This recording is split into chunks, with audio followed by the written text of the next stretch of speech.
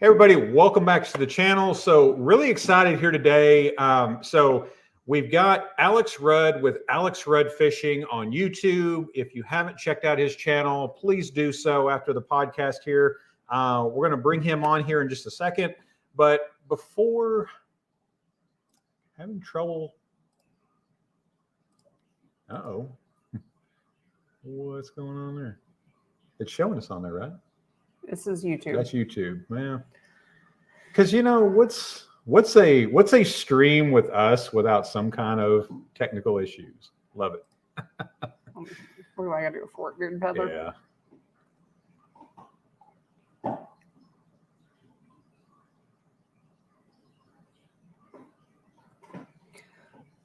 How do I get to it? I don't know.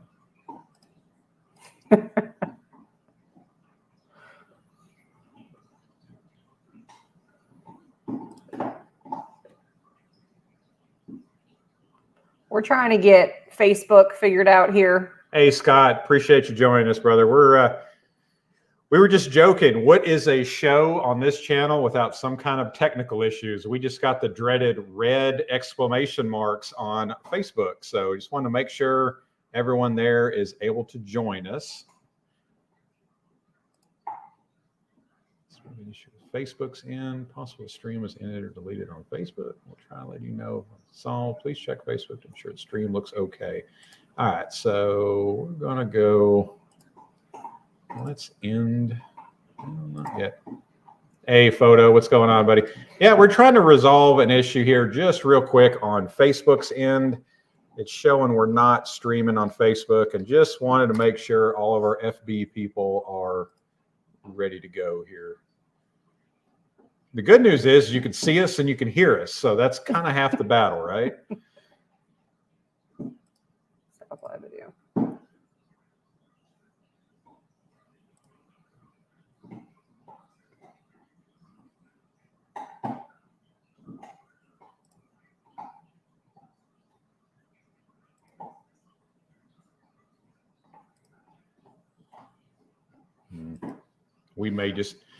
We may end up just going rogue here and doing the recording on Facebook. So, all right, guys. So we'll go ahead and get started here. So, like I was saying before,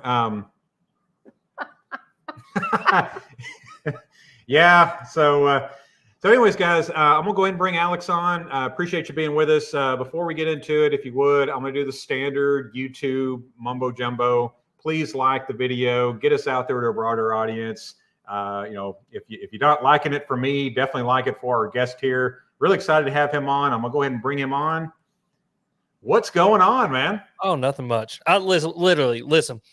As soon as you started having problems, the only thing I could think is Rudd touched it, so it probably broke. And that literally everything that I ever seemed to get on or try to touch or do, I think I was doing Gramps' podcast, Fishing with Gramps, and like logged on, and he had an echo that he had never had before. And like as soon as we got done, he tried it with somebody else and didn't have the echo. And he's like, all right, let's try one more time. I came back on, the echo came back. I was like, dude, it's just me. I'm cursed. Yeah, I'm cursed.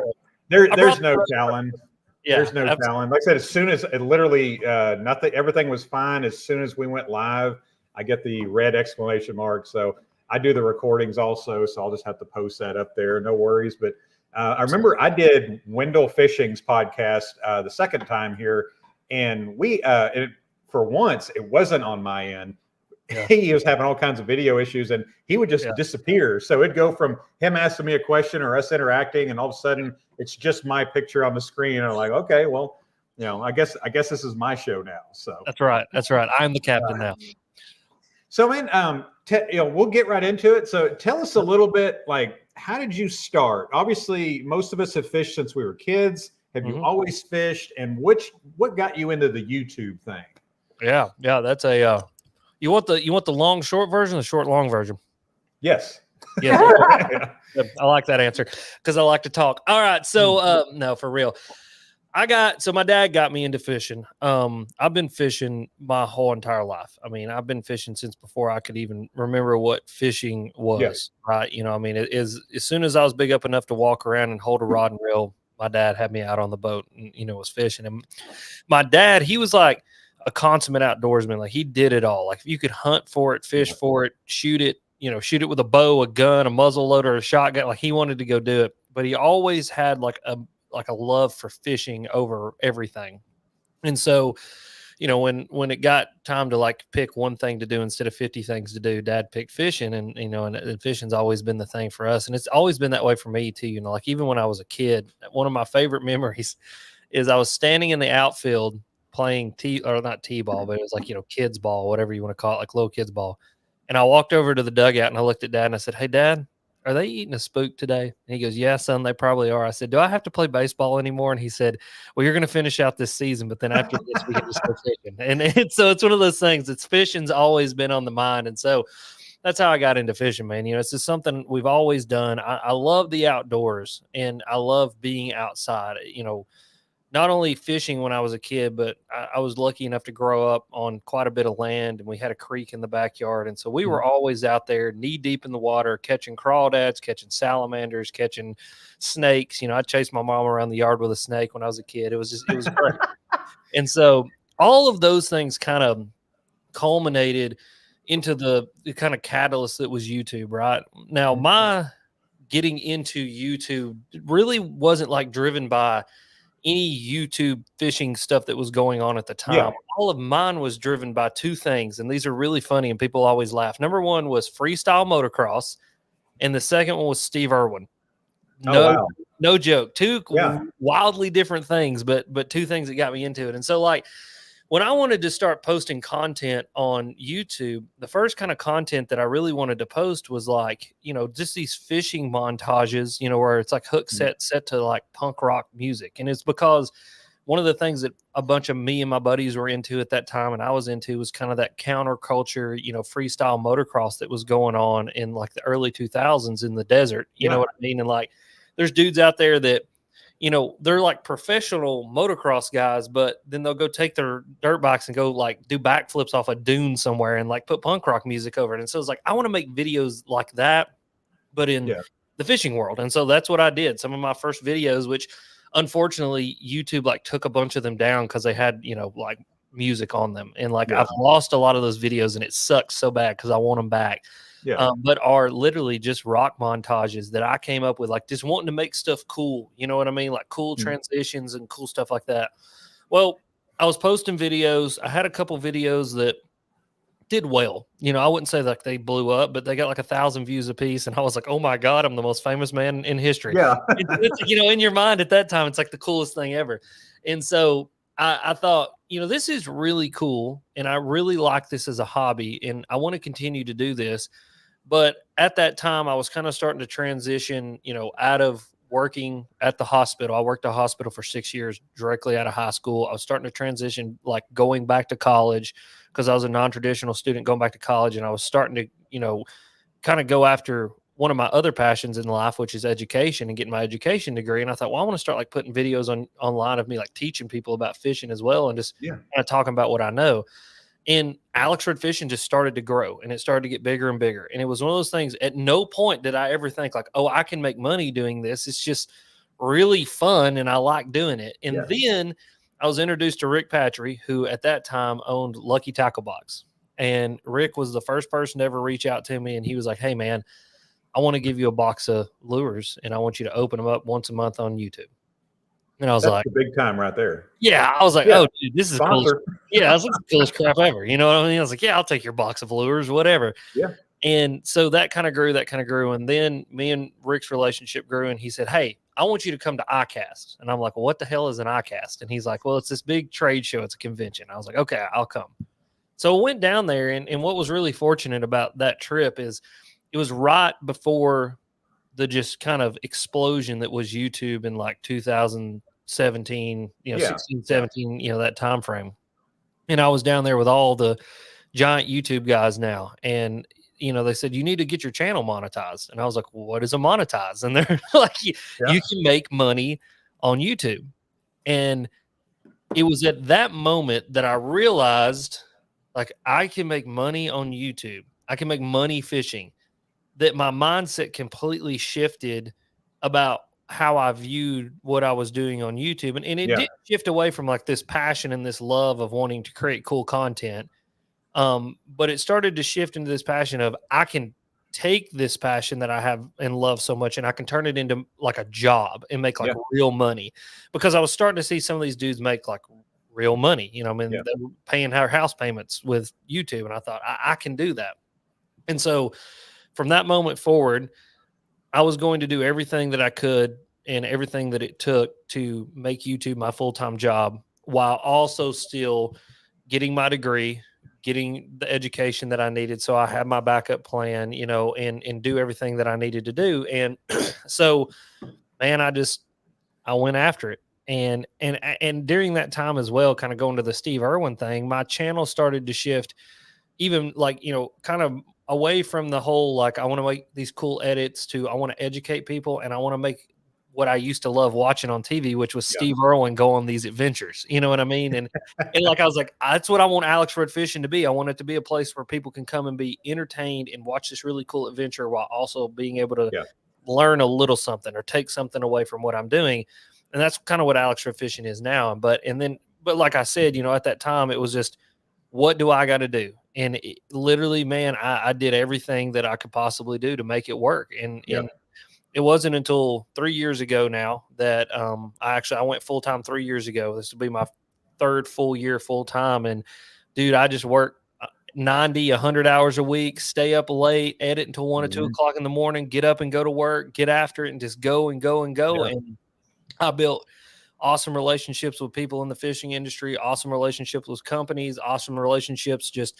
I've made lifelong friends through YouTube and through the fishing industry. And I've always said, it's not what I know, it's who I know. And because of the people I know and the relationships I built and the hard work I put in, I made YouTube my full-time job. And now I'm getting to sit here with you guys and talk about fishing and talk about kayaks and talk about stuff. And it's the greatest job in the world. And I love it every single day. So, yeah. That's awesome. So like the things that really kind of, I kind of keyed on there is, so, and I see it a lot, because I mean, that's a misconception with me. I don't own a kayak company. I manage a store for a kayak company. There you go. And I see it all the time where you get somebody and maybe they watch you, or maybe they watch Creek Fishing Adventures there, or they watch Chad Hoover in a kayak and a GoPro, and then they think they're, you know, it's just, I'm going to film my adventures and I'm going to get big here. And what I always tell people is that's work. So if you're passionate about it and passionate about reaching people, then go for it. But if you're wanting to turn a hobby into a job, make sure that you're ready for the grind of it. And absolutely. Yeah. Personally with me, that was one thing I probably wasn't ready for, because I just started with my cell phone and I'm pointing features on a kayak. You know, what's got me started was, you know, I'm talking to people and they're coming in and they say, hey, I saw this on YouTube. And I'm like, no. This is what this does. And I felt I was answering those questions so much. I'm like, well, I've got access to everything. Yeah. And I always tell people, is my access to everything, that's my unfair advantage. You know, that's what builds a channel is, you know, there's not a whole lot of people doing just legitimate walkthroughs and pros and cons to everything. There's mostly it's people that just bought their kayak and they're going through how awesome this kayak is. And then you'll get 1,000 people watching that, and 100 of them want to buy that kayak just because they saw that on there. Yeah. And then that might not have been the right kayak for them. And then they've spent $1,000, $2,000 or more on a kayak that just really wasn't for them. So that's my passion, was education, like you said, and just, you know, 99.9% of the people that I reach on YouTube, I'm never going to see face to face. I'm never going to sell a kayak to. I'm not making any money on the information. But then getting it monetized and getting feedback from people started to become more of a focus a couple of months into it, where someone say like, man, there's nobody doing this, or I appreciate your feedback. This really saved me a lot of money and time, because a lot of people do so much research before even going to a kayak shop. And man, they're created more questions and answers, because they just like, they go down the rabbit hole, and then they're just looking at accessories and you know, how to rig them up. And I think it's even worse now, because Now you're putting motors and electronics, forward-facing sonar, and that's a different discussion. That could be a whole they're bass boats. At this point, they're plastic bass boats. It's some of these people's rigs are like I've obviously got my Hobie. It's like my big rig, but like even my rig is super simple and stripped down compared to some people. Like some people, they got Mega 360. I actually saw the other day. This blew my mind. I saw a Hobie PA14 that had 3 screens on it, had 2 12 inches and 1 10 inch. Yeah. And they were running 2 different forward-facing sonar transducers at 2 different angles so that they could see it. Yeah. Wow. Yeah. I don't even know how they had enough batteries in there and didn't see it. You know what I mean? It's crazy. And I tell people too, the things that we're talking about 5 years from now in the fishing industry, we're going to be laughing at what we're doing today. Oh, 100%. So the forward-facing sonar that they're using today, you might see real live imaging. It's going to be like a camcorder you just stick around and just twist around on the side. And it's like, can you believe we were running those setups back in 2024? Like that, it ain't nothing compared to. And yeah, the technology, I think, is outpacing the industry to an extent. Well, I always go back to this is kind of a funny story, but there was a kid when I was still in college, and I say as a kid, he was retired from the Navy, but he was not much older than me. But I was trying to explain to him Panoptics, and he was like, "Yeah, dude, we've had that on we had that on the destroyer I was on like 5 years ago," and I was like, and this was like 2018, I mean, 2016, 2017, somewhere around there.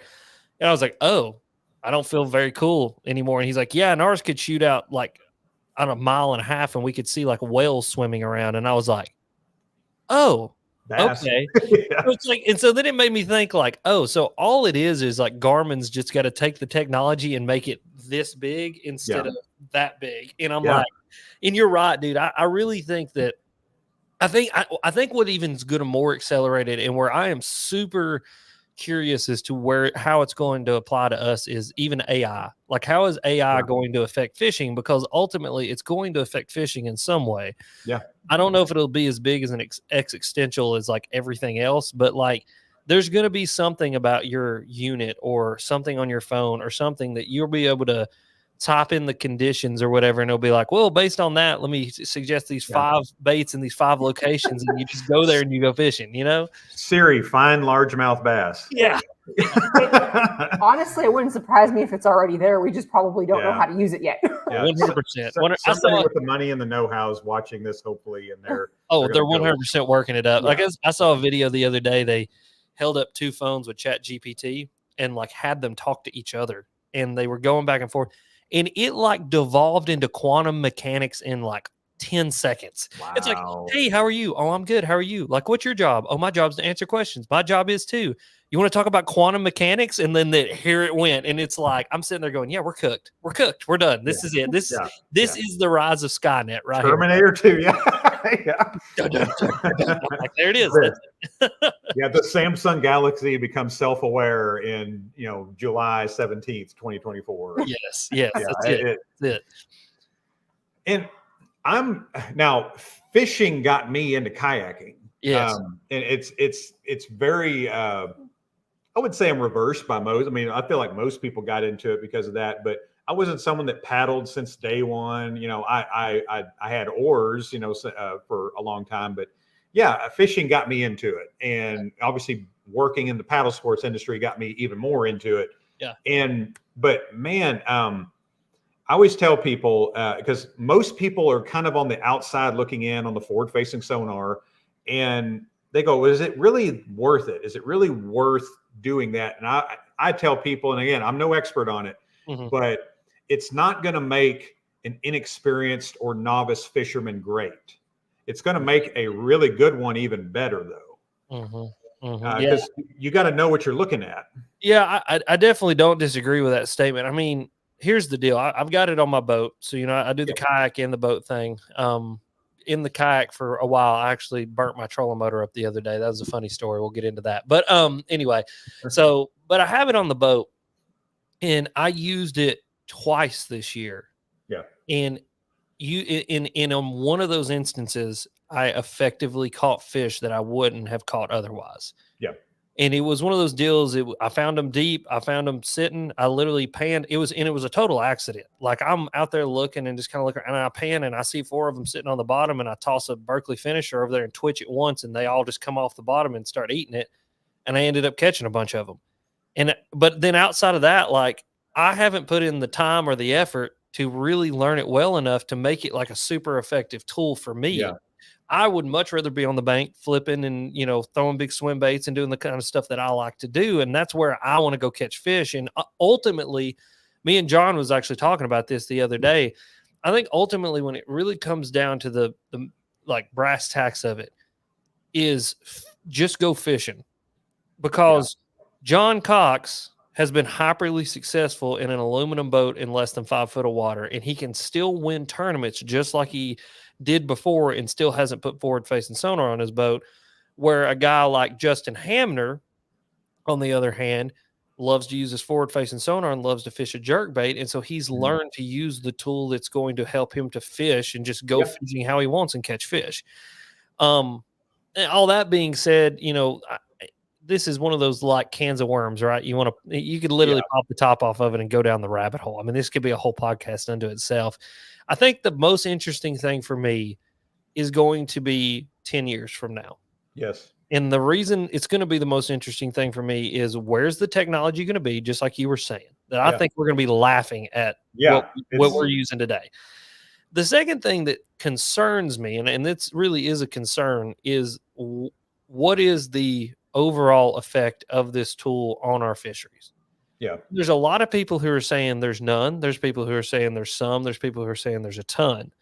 But I don't think we know that until we've done the research and we've got the data. And we're not going to have the data on that kind of stuff until a decade from now. You know what I mean? And what I'm concerned with is in a decade, are we going to be too far gone? Or are we going to look back in a decade, just like I just said, and we're just going to laugh at the assumption that it was going to make a difference? I have no idea. But those are the things that, for me, I think are that I'm most curious about. But you're right. Ultimately, what we started on was, people can put forward-facing sonar on your boat, but unless you're willing to put the time in, and realistically, it set me back. Like, it set me back 6 months off of learning stuff that I could have done up shallow, because I was out there pointing it around, trying to catch fish that I was never going to catch anyway, trying to figure out what's a gar, what's a carp, what's a bass. Exactly. And so for me, it was just almost like I'm wasting time when I could be on the bank catching fish. Yeah. And so, ultimately it's just, to me, it's just another tool in the toolbox. And if you want to learn how to use it, get it, and be willing to spend at least a year dedicating every amount of time that you're on the water to learning that tool. And I can promise you'll be hyperly effective with it, and you'll probably kick people's asses. But all at the same time, you've got to be willing to dedicate that year to year and a half to get really good at it. Yeah. And like you said, then that's absolutely true. And personally, I have no issue with Fort. I know that got a lot of hate during the Bassmaster class, when everyone's tuning in to watch and they can't, they've been waiting for it, and they're watching somebody just stare at a screen all day. And I get it, but me, I'm too casual of a fisherman. We're doing a tournament here locally, but I do local tournaments, but I'm working most of the time. And, I'm looking for signs of life, stuff I grew up being taught. Yep. So signs of life, birds, bait fish popping the top. If you go out there and it's just nothing, seems like there's nothing going on. Yeah. You might get lucky and get one fish out of there. There might be nothing, but you're going to know, what I call, and what I've told her over the last few years, if the spot looks fishy, a little point or a little cove, or you see some hawks, or, not hawks, but, we see an osprey or a heron on the bank. Like, okay, they know they're the best fishermen on the lake. They fish for a living, literally. Yeah, exactly. They're doing it for survival. We're doing it so we can take a picture and post it on Facebook for a dozen people to look at. So, I love to fish. That's one thing, and I don't do really a whole lot of video fishing because that's kind of my thing. That's my enjoyment. That's my getaway thing. The amount of people that grab a GoPro and get on a kayak and start just filming fishing, more power to them. But man, Gene Jensen said something last week that really kind of stuck with me was, you're standing in a crowd of people that looked exactly like you and you're holding up a sign that looks exactly the same. How is your sign going to stand out? And like you said, it's hard work. It's editing. It's standing out. That was me on Kayak overviews, is doing more editing, not just holding the phone and pointing. But the work involved in that, it was kind of something that I, for a little bit there, was kind of surprised by, because before I'm doing it on a video, I'm doing it on a phone, and I'm uploading it directly to YouTube. I was like, I don't know what people are talking about. This ain't nothing. I can do this for the rest of my life. Yeah. And it's like, okay, when it evolved, I'm like, oh, okay, like this is completely different. Oh yeah. And evolving, putting the work in. But I tell everybody that I have the greatest job in the world and I'm my own boss. And they're like, man, it must be really nice not having to work as much as you used to. Because, I used to be a teacher. I taught for 5 years, and I literally was working 90 hours a week to do YouTube and to do teaching. And I said, no, I still work 90 hours a week. I just get to pick the 18 hours a day I work now versus then I didn't. Like people are like, oh, and I'm like, it's the thing is, they say you find a job you love, you'll never work a day in your life. That's the truth. Like I could I'm enjoying being here with you guys. I love this. I love to do podcasts. Like, and that's what people don't understand. There's like, this is in no way work to me. This is like so much fun to get on here and do this, but it's my job, and it's like that weird dynamic, but it's one of those things is there are days like, I sat down on Monday, or what is today? Today's Saturday. So I sat down on Monday of this week and I had to do 3 calls with 3 different companies. I had 3 videos to edit. I had 3 videos to upload. I had 3 videos to title, 3 videos to thumbnail. And the thing is like, that's kind of the work part of it. I love every single bit of it, but those are the things that a lot of people aren't willing to do, or if they do, maybe don't have the time, but when they do have the time, they're not willing to consume that time with that kind of monotonous part of the job. You know what I mean? And for me, I've always loved it. Like I love to edit. I love to kind of, put that video together to see that, because it's kind of like my art form, to see my art come together. It's your own unique spin on the same thing that a lot of people do. Yeah. Exactly. And that's a great way to put it. It's like when I make videos, I make Alex Red Fishing videos. You know what I mean? And so many other people, and this is a great piece of advice for any person that aspires to be a content creator. If you're Joe, don't make John B videos. John B already makes John B videos. Make Joe videos. That's right. That's what people don't understand is they're like, what's your biggest influence on YouTube? And I'm like, guys, I don't have a ton of influences on YouTube. Like I enjoy people's content. I love Jim's content, Greg's, Greg Blanchard's content.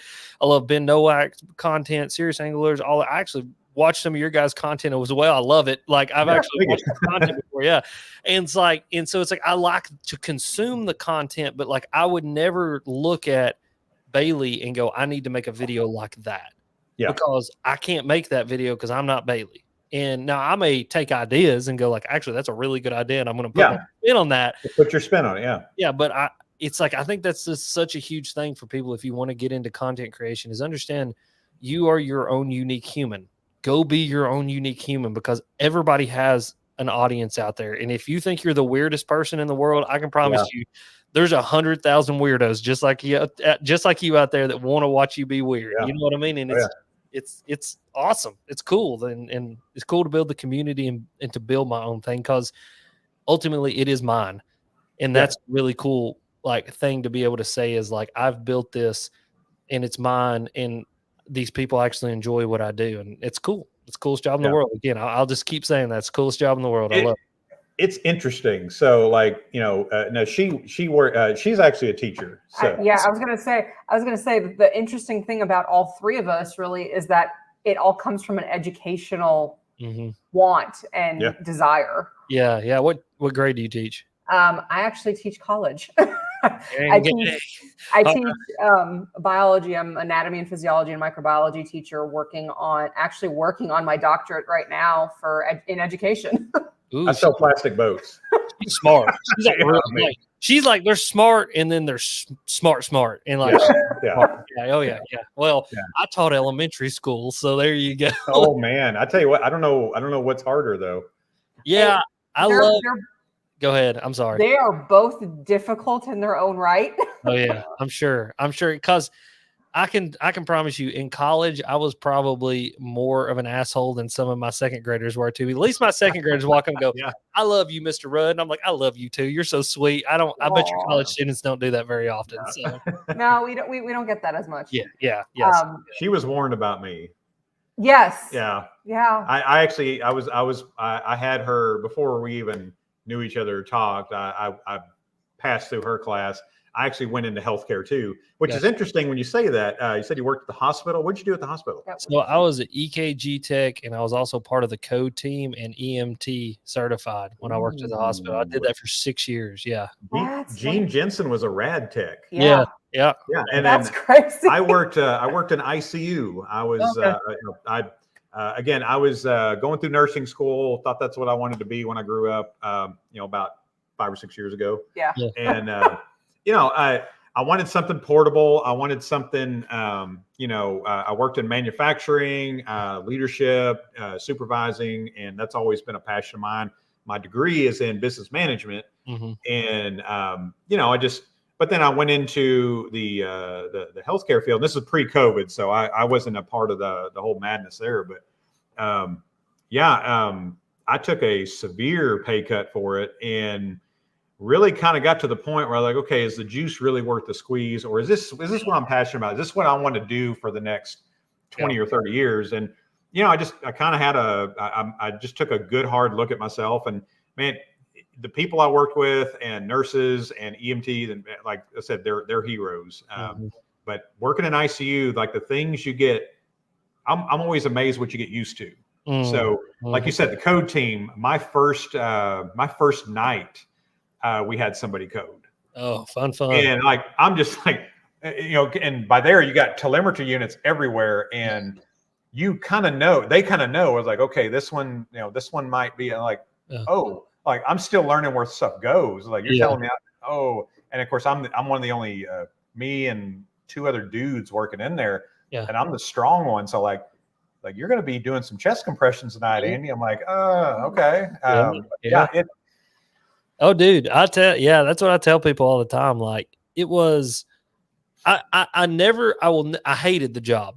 I'll be 100%. I hated it. It was like the worst job ever. Like the hours were I worked 16-hour shifts, 12-hour shifts. Hours were unbearable. Yeah. I mean, like I was a zombie. Like it's one of those things that like I was so exhausted that entire time that I worked there that I don't remember much of that part of my life. Like it was just pure exhaustion. But anyway, like, I tell people all the time, it's like I had so many people die up underneath me. They all start to blur together. And it was like, it was a lot by the time I got done doing it. But it gave me a set of skills that are invaluable. Like it's one of those things that if somebody like they could come walking up with their arm cut off and be like, what do I do with this? And I'm be like, well, let me tell you what we're going to do with that. And like, I will be able to work on it. And like, no panic. There's no panic. Like nothing really shakes me anymore because of that job. Because if you can be covered in it or squirted with it, I've probably been covered in or squirted with it. And I've seen it, been there, done there, and got the t-shirt. There's like a handful of things I've not seen, maybe like leprosy. Outside of that, I've probably seen it. You know what I mean? So, it was a crazy job, but gave me some really weird, unvalued, or I guess really valuable skills that I'll use for the rest of my life. So there's that. Absolutely. That's interesting. Yeah. So it's like talking to Gene and then talking to you, and then of course our background, just what the thing that just brought us all into creating videos on the internet about fishing and kayaking. That's just crazy. And in me, it was literally a 180. I went from the insurance industry to managing a kayak shop. Literally, it's just a mile down the road here, so it's really convenient. Yeah, we were customers of the place before I worked there, and they were looking for a manager. I'm like, all right, that like this is the skills I've got. And then I didn't know very much about. I knew about the ones that we owned, but I didn't know how vast and elaborate they got. Yeah. And I was hired in February, which kayaking, the kayak stores in Little Town, USA is pretty lonely in the wintertime. Yeah. And so I'm watching YouTube videos. I'm researching. I'm doing the same thing that people buying, because I'm also a perfectionist. Yeah. And I want to be the best at everything I do. So I'm putting all of this information in my head. And yeah, I'm thinking, wow, like some of these are a lot better than others. So I'm watching Gene, I'm watching Chad, I'm watching Alex Fulgera. I mean, I went all over the spectrum on YouTube content, and some of the companies do their own content and they do well on it. And I'm thinking, okay, and these are things that I talk about every day. So I'm like, okay, I want to at least be able to regurgitate some kind of information until I'm able to get hands-on, because I'm not floating these things out in February in Arkansas here. So yeah. But Yeah. tell me, I mean, so we enjoy your content a lot, and as well as creek fishing. And then when you guys started doing collabs, I absolutely love those. Yeah. Anything. So especially with YouTube, if it's entertaining and informative, to me, that's the best kind of video you can make. So watching you and John there, tell me a little bit about Shoaly Palooza with you guys. Oh, dude, that was fun. Okay, so I will preface this by saying this is no rah. We have something has gone very bad here. I'm going to keep talking. They're back. All right.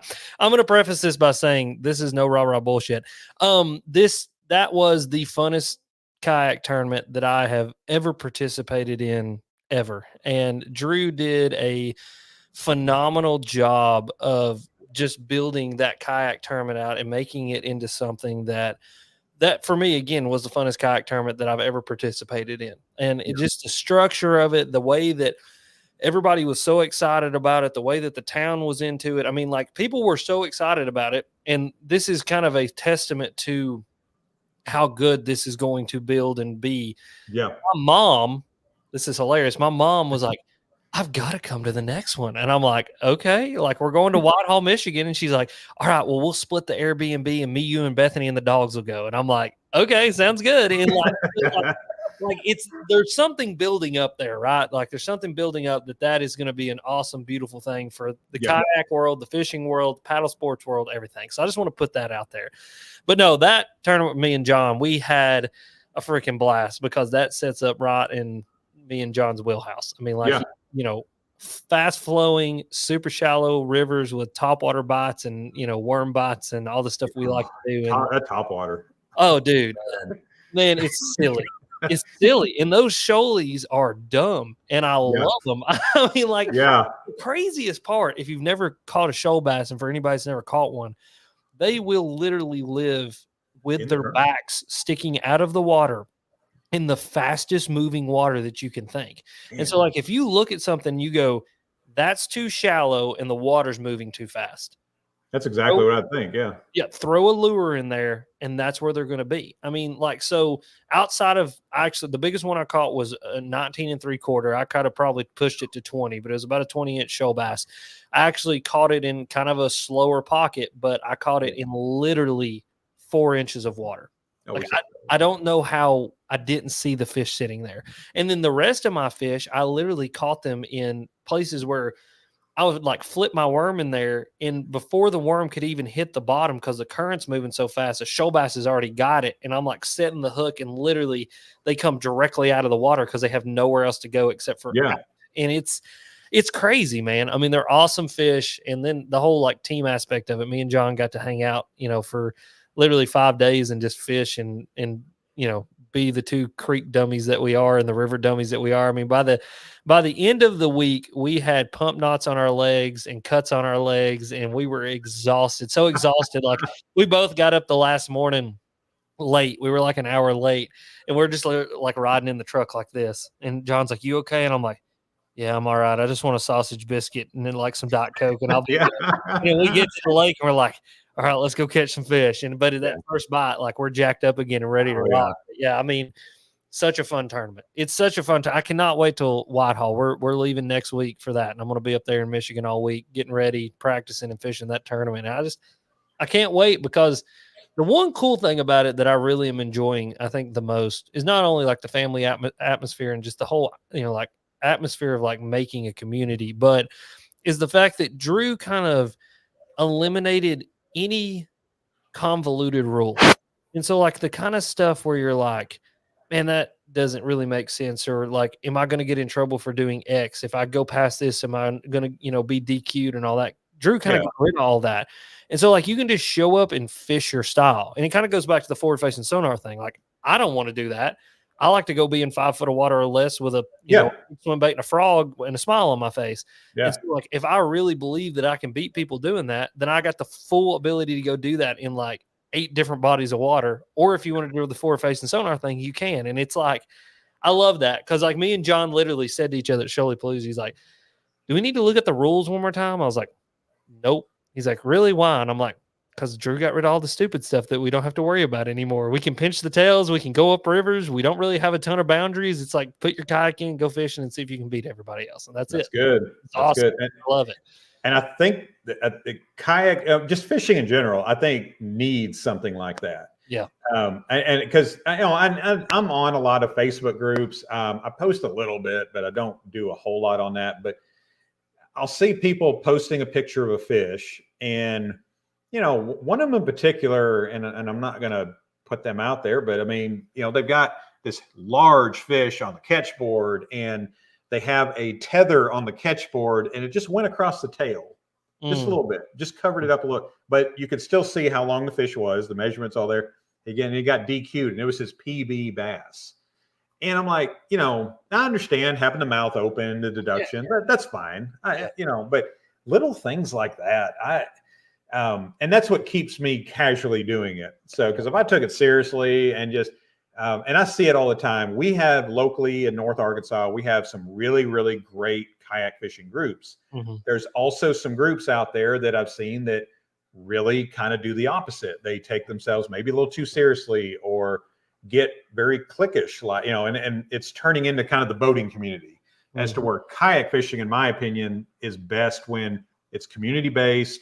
Mm-hmm. I have met very few, really, I've never met someone in person that was rude on a kayak. I'm sure they're out there, but you know, most of the time we see each other, you're giving a nod or, you know, a wink or something, and, you know, telling them good luck. Yeah. And you know, we're all cussing the boats, you know, together, you know, in harmony. Yeah, that's right. You know, I've had boats come up directly next to my kayak asking, you know, if I'm having any luck. I'm like, well, it was. Yeah, it wasn't until you were here. But no, yeah, you're so right. Like, I think that's what I love about kayak fishing the most, and what made me fall in love with it like I did is just the community around it. You know, what's funny is I fished my first boat tournament 2 years ago, and it had been almost 15 years since I'd fished a boat tournament since then. First boat tournament I jump into, me and my buddy somehow won it. I don't know. I guess we literally didn't practice. I was just like, hey, dude, we're going to do this. And it worked out. You know what I mean? We won it, and they actually kicked me out of the little club. And club is the right way to do it. Yeah. They kicked me out of the club because I was a semi-professional fisherman. I don't know what that means. It was the greatest thing ever. I made a whole video about it. Well, my buddy called me. He goes, Alex, you're not going to believe what happened. And I'm like, is somebody dead? Did somebody die? He's like, no, they kicked you out of the bass club. And like, this smile starts creeping up on my face. I'm like, what did they kick me out for? And he's like, they say you're a semi-professional angler. And I was like, he's like, are you not mad? I'm like, mad? I was like, this is the greatest thing ever. I was like, this is going to get 50,000 views on YouTube. I was like, I'm making a video about this as soon as I get home. So I got a hoodie, and I put a piece of duct tape across the chest of it and wrote semi-pro on it, and then put a bunch of stickers from like random brands all over it and made a video. It was very petty. It was very petty and probably not the best move, but hey, I liked it, and everybody else thought it was funny. But anyway, but going back to my first, like, getting into the kayak fishing world, you know, I got my first kayak. I was doing a little bit of kayak fishing, and a buddy of mine invited me to do a tournament. And like, the first thing I thought was, no, I don't want to do that. The whole boat tournament thing is just, it's a kind of toxic culture that left a bad taste in my mouth. And in the last tournament I did 15, 16 years ago, however long it was one of those things, like, we brought a bunch of fish in, and it just a big ordeal. You know what I mean? Like one was too short and this and that and blah, blah, blah, blah. And like, we're fishing for like $200 and you thought we were fishing for 20 million. And so like just that toxic culture around that, like people not talking to each other, people not being nice to each other. I mean, I saw a fight at the boat ramp one time over a bag of fish. And I was like, yeah, I'm just not going to participate in that. It kind of goes back to my Steve Irwin thing. I wanted to go out there. I wanted to explore and I wanted to have fun. I didn't really care about accolades and trophies, you know. And now that all being said too, I am still like hyperly competitive. And so like any kind of like competitive aspect, I'm sorry if you can hear that. There's like a biker gang driving by the house. I don't know what those people are doing. It's the club. It's probably the club. They're watching. Hopefully, make sure you're liking the video, obviously. But that's right. They're on their bikes. They're on the way. Yeah, or just like it. Either one. Engagement. So that's that. And I'll be your Huckleberry. So come on down. Anyway, so like, but I'm still like hyperly competitive. And so my buddy's like, hey man, you need to come fish a kayak tournament with. I think you'll really like it. And my first thought was like, no. I was like, I'm not getting back into that toxic culture. I'm not getting into this, you know, for lack of better terms, dick measuring contest around whether I'm better than somebody or not. But he somehow convinced me and I jumped into this kayak tournament. And dude, I show up and everybody is so nice. He's like, you know, everybody's so inviting. You know, I get to the boat ramp, there's somebody else there, and they walk up and they're like, hey man, how you doing? You having a good morning? Da da da da da. You know, and I'm like, need help unloading your kayak. Like, exactly. Yeah. And like like they were all making sure they were like, oh, this is your first kayak tour. Okay, make sure you got your light, you know, make sure you got your board. And they're like, you got your identifier. And like these dudes are helping me to go through this process. And so like that's the the first introduction to it. And then we get done with the day, and I actually literally had that kayak tournament won, and I let one of my fish flop off the board. I let the winning fish flop off the board because I had no idea what I was doing. I was like, I was a complete idiot. But like my buddy goes, all right, now we got to go to check-in. And I'm like, okay, what's check-in? He goes, well, this is, you go and show up and that's where they give the awards and all that. And I'm like, okay, cool. I show up and they've got chili and like the guys cooked for us all. And it's like at a kayak shop, and we all come in and everybody's like, hey, how you doing? Inviting, and just super inviting and just a super welcoming group of people. And I was like, oh, this is different. And the thing is kayak fishing from the lowest level and, to near the highest level is still that culture. Yeah. It's just this welcoming, awesome culture. And that's kind of what Drew's doing with Kayak Adventure Series, and why I'm so excited about that and why I'm kind of pumping it as much as I am is because we've taken the ability to kind of win big prizes, but we still, and made it available to people, but we still want to keep that cool, really close-knit community feel of those high-level kayak tournaments. You know what I mean? And it's like, we don't want to exclude anybody. We want you to feel like you can bring your Pelican, paddle kayak all the way up to your Hobie PA14 rigged out and still have a chance to compete for big prizes.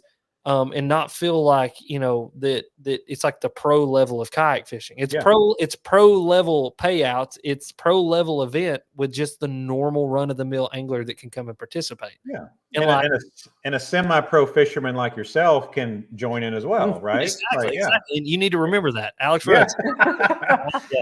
That's a great idea, to get you some shirts printed out and have some logos on there that have nothing to do with fishing. Yes. So Bob's used parts and car parts and brakes and it's like, I've been meaning to make the shirt for a while now, and I'm actually going to execute on it really soon. Like I'm literally going to make the shirt, piece of duct tape, obviously printed on there. That'd be great. Semi-pro, and just have all kinds of random, like the Pumpkin Patch Strip Club and, Jimmy's Tire Service and everything on there. Just like have them stuck all over it. I think it'll sell. So we'll see. Yeah. Oh yeah. Yeah. I would buy it. I'd buy it. Make it into a fishing shirt. One of the UV shirts. Absolutely. That's it. I can show up to every tournament and act like I'm real cool, and that's what I can't even get it. That's one of my things. So like I'm friends with a lot of professional fishermen, but I still call them sticker boys. That's what they are. They're sticker boys. Yeah. And it's like, it was funny one time, me and Bailey, we did an X2 shoot, and it's actually on YouTube. You guys can go watch it.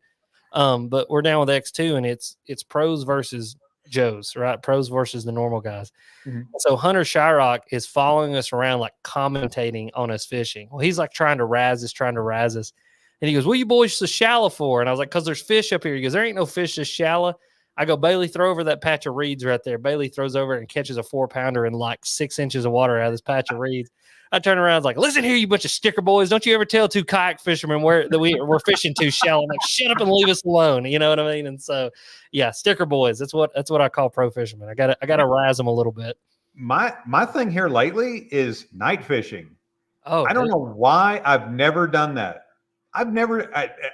My first time I went out with a couple of good friends of mine. We went out to a local lake access. I've got my bona fide PWR and just like, all right. And I got some lights on it. So I'm ready to go. And I'm thinking, man, I can't see anything. And one of them was kind of giving me crap because I had a little headlamp on and I'm shining it all over the place. He goes, turn your light off. I'm like, okay. And then they're fishing with spinner baits. I'm fishing with a chatterbait. And man, the quality of fish that we got, and me and her went out last week, and the local tournament, best 5 fish for the month of May. 5 fish that I've got on the board, 4 of them are smallmouth. So that's my favorite fish. But we found a spot where the smallmouth are gathering, none of them under 16 inches. Awesome. And the quality of fish, and of course, obviously in the dead of summer, it's really nice to have a cool night there. And we went out, and it was like not quite a full moon, but pretty much, and the light was great, and it was kind of slow at first. I was telling her I was about ready to leave, and all of a sudden I'm reeling that chatterbait back in, and just felt something hit it, and it sounded like a stick of dynamite hitting the water. I'm like, oh my God. Awesome. And then just kind of like the top water. That's my favorite thing about largemouth is you reel them in, you better be ready for the acrobats following. Right. That's right. And with me, the chatterbait I always, if you're not careful, obviously they're going to spit it out, but they do it dramatically. They'll come out of the water and you'll see your lure go out. I'm like, okay, that would have won the tournament for me right there, probably. So dude, it's always that one that got away. Night fishing is really, really fun. That's something I need to get back into it. It's something we used to do a lot. Like I literally have jacks on my boat. Like it looks like a guitar jack where black lights go. Like we have black lights so that we could go night fishing. I mean, we had the boat set up specifically so that we could do that. And man, like we used to catch some giants at night. And it was one of those things, like for a long time, me and my dad were convinced, and I'm still convinced of this, that there are a set of fish that are totally nocturnal. Like they only feed at night, and they use the cover of darkness to their advantage, and they feed at night. And it's just because of the quality of fish that we would catch. I mean, like you would go down a bank during the day and not get a bite. And literally as soon as the sun dipped below the horizon, you turn around and go back up that bank and you could catch like 18 pounds. You know what I mean? And they eat fun stuff like flipping baits and big worms and spinner baits and chatterbaits and topwater. So that's fun too. But I am currently working on getting a night vision camera. I don't know there's no brand out there like action camera. So I'm gonna have to get like an old school camcorder. And so, like, I'm planning on doing maybe like a Blair Witch Project kind of deal where it's like, here we are, we're out. Have the GoPro right underneath you, and you're looking around. Yeah, I just hooked a 4-pounder. Everybody be quiet. It's standing there behind me. But So I'm gonna figure that out. But dude, night fishing is incredible. Like, it is one of the funnest things. There was a guy who used to tie us up some custom spinner baits, like these they were just big, black, double skirted 3/4 ounce spinner baits with one single, like, I don't even know what size it was. It was like a damn Colorado blade that big, right? One of the biggest ones they could, and they were all black. Man, you throw that thing up there and just do, and the smallmouth would hit them so hard that we had to have like 8 in the boat with us, because 2 or 3 smallmouth in, and you would come back and that wire would be completely like this. And it's like the greatest bite ever to get on, because not only is it a spinner bait, but it's a big spinner bait, and they hit it like they're trying to rip the rod out of your hand. It's so much fun. That's been my so I'm relatively new to catching fish on chatterbait. I was always a plastics fisherman, and the chatterbait, it's a different bite. So I'm used to something just dink dink and then pulling. Chatterbait's like learning to set the hook when it's not doing something it's supposed to do. So you can feel it, thump thump thump thump thump, and then all of a sudden, dump, gone, thump thump. Like it's not like and then I'm pulling like and the adrenaline rush. And the last couple of years, topwater, that's just been my thing on the rivers and creeks. Yep. So I used to use a little Whopper Plopper 60, which again, John on his video, I was like, I didn't even know they made a creek whopper plopper because you can't find them anywhere. Yeah. And we ordered them online and got them in, and just that was the funnest time I've ever had on the river. Is, you know, and I work it like a popper. You know, I just don't, I don't necessarily do the steady retrieve, but just a little injured fish. And, you know, these rock bass, or we call them rock bass, you know, red-eyed bass, goggle eye, you know, them things, they may be like this, but they hit that thing like a ton of bricks. And catching a smallmouth on those. And, you know, we've seen largemouth on beds on some of the creeks around here, which is kind of weird. I think the weather and the climate's been kind of weird this year, that it's kind of messed up some of the, you know, the spawning patterns. Yeah. But on creeks, you'll see some big ones, and I'm literally standing 2 foot from him, and he's not paying me any mind. I can throw steak and eggs next to him, and he's not going to touch it. So I'm just kind of like, hey, look at this thing. This is bigger than any fish we've caught in a couple of months, and he's just sitting there just laughing at us. Yeah, that's awesome, dude. No, yeah, I love topwater. I'm a topwater fiend. Like, there's 3 things Alex Rudd's good at: throwing a crankbait, flipping and pitching, and throwing topwater.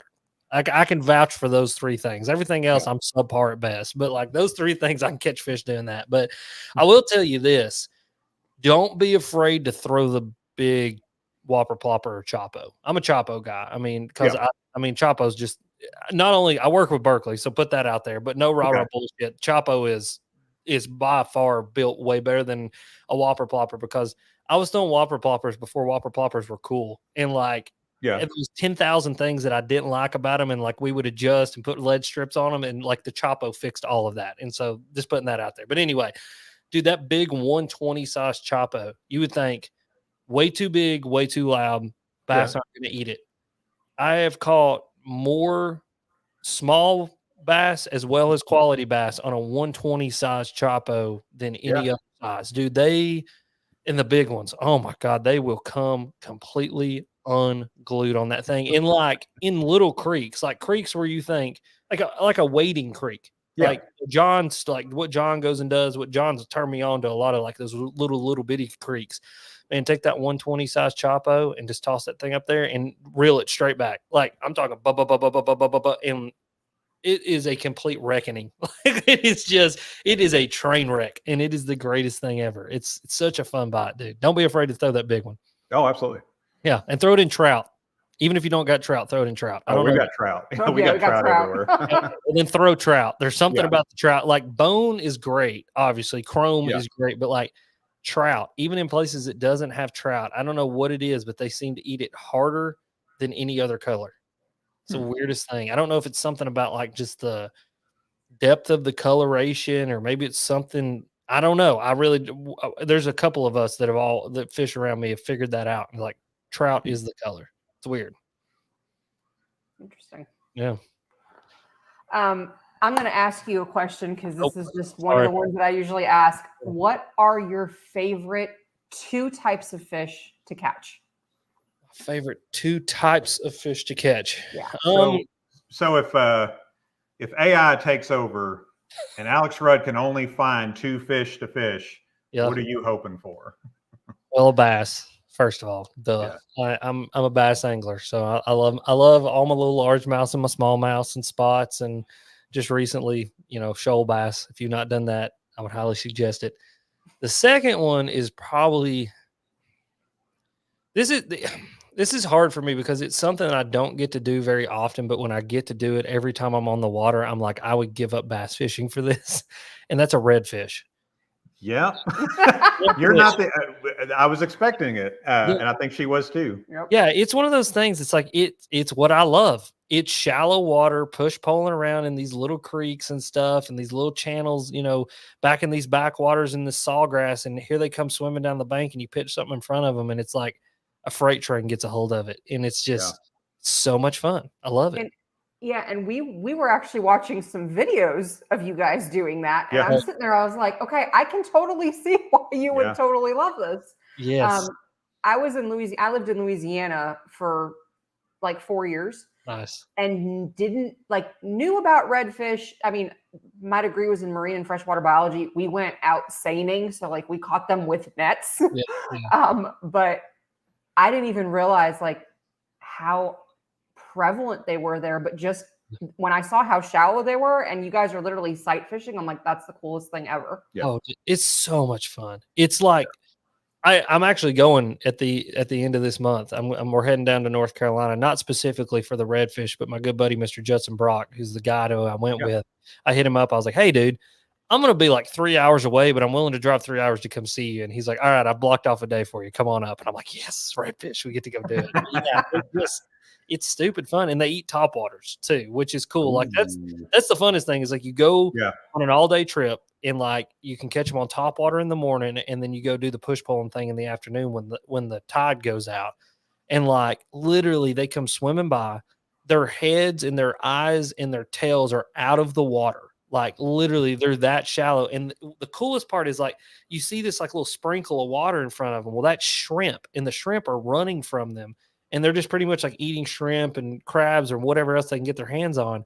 And like they'll get a certain distance away from me, and it's like, all right, pitch in there, and you pitch in front of them, and literally it's just set the hook, and it's and there they go. It is so much fun. I love it. And I think every single person that we've asked that question to, Jameson Redding, Gene, and Chris Funk, it was redfish. You know, I mean, it's just red, and even Gene said that if he can give up bass tomorrow for redfish.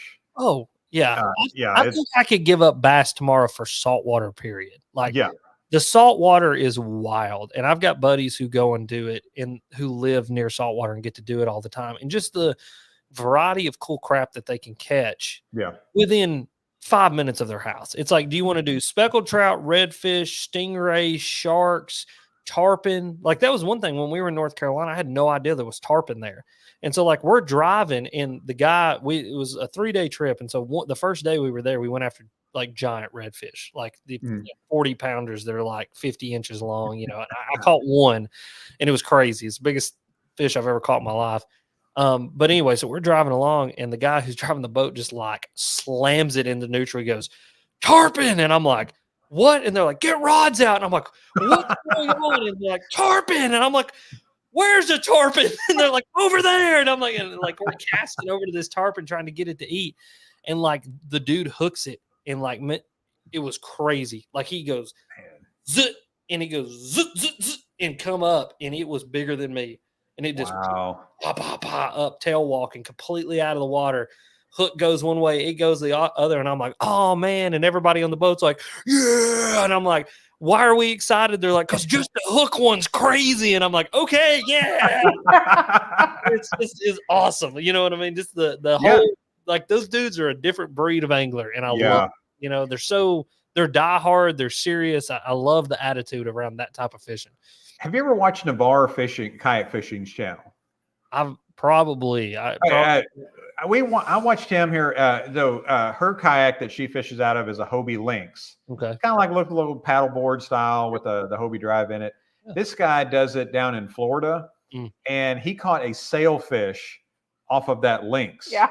Yes. And I'm like, okay, you know, he's fishing, and then, you know, he's got like the little Garmin Striker for, you know, just simple fish finder, and he's like, "Oh, got one," and of course he's like knocking stuff over off of his kayak because this thing's just taking line out, and you can see that kayak is throwing wake from that thing dragging him around. It's awesome, and he's pulling it, and of course he's got the camera behind him, and you could see this thing jump in the distance, and it was a good ways away. I was like, holy crap.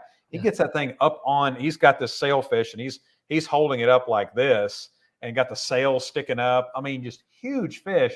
That's awesome. And here we got large stripers on the lake. So I do like a striper too. that would be such a rush to have one of those things pulling you around on a lightweight kayak.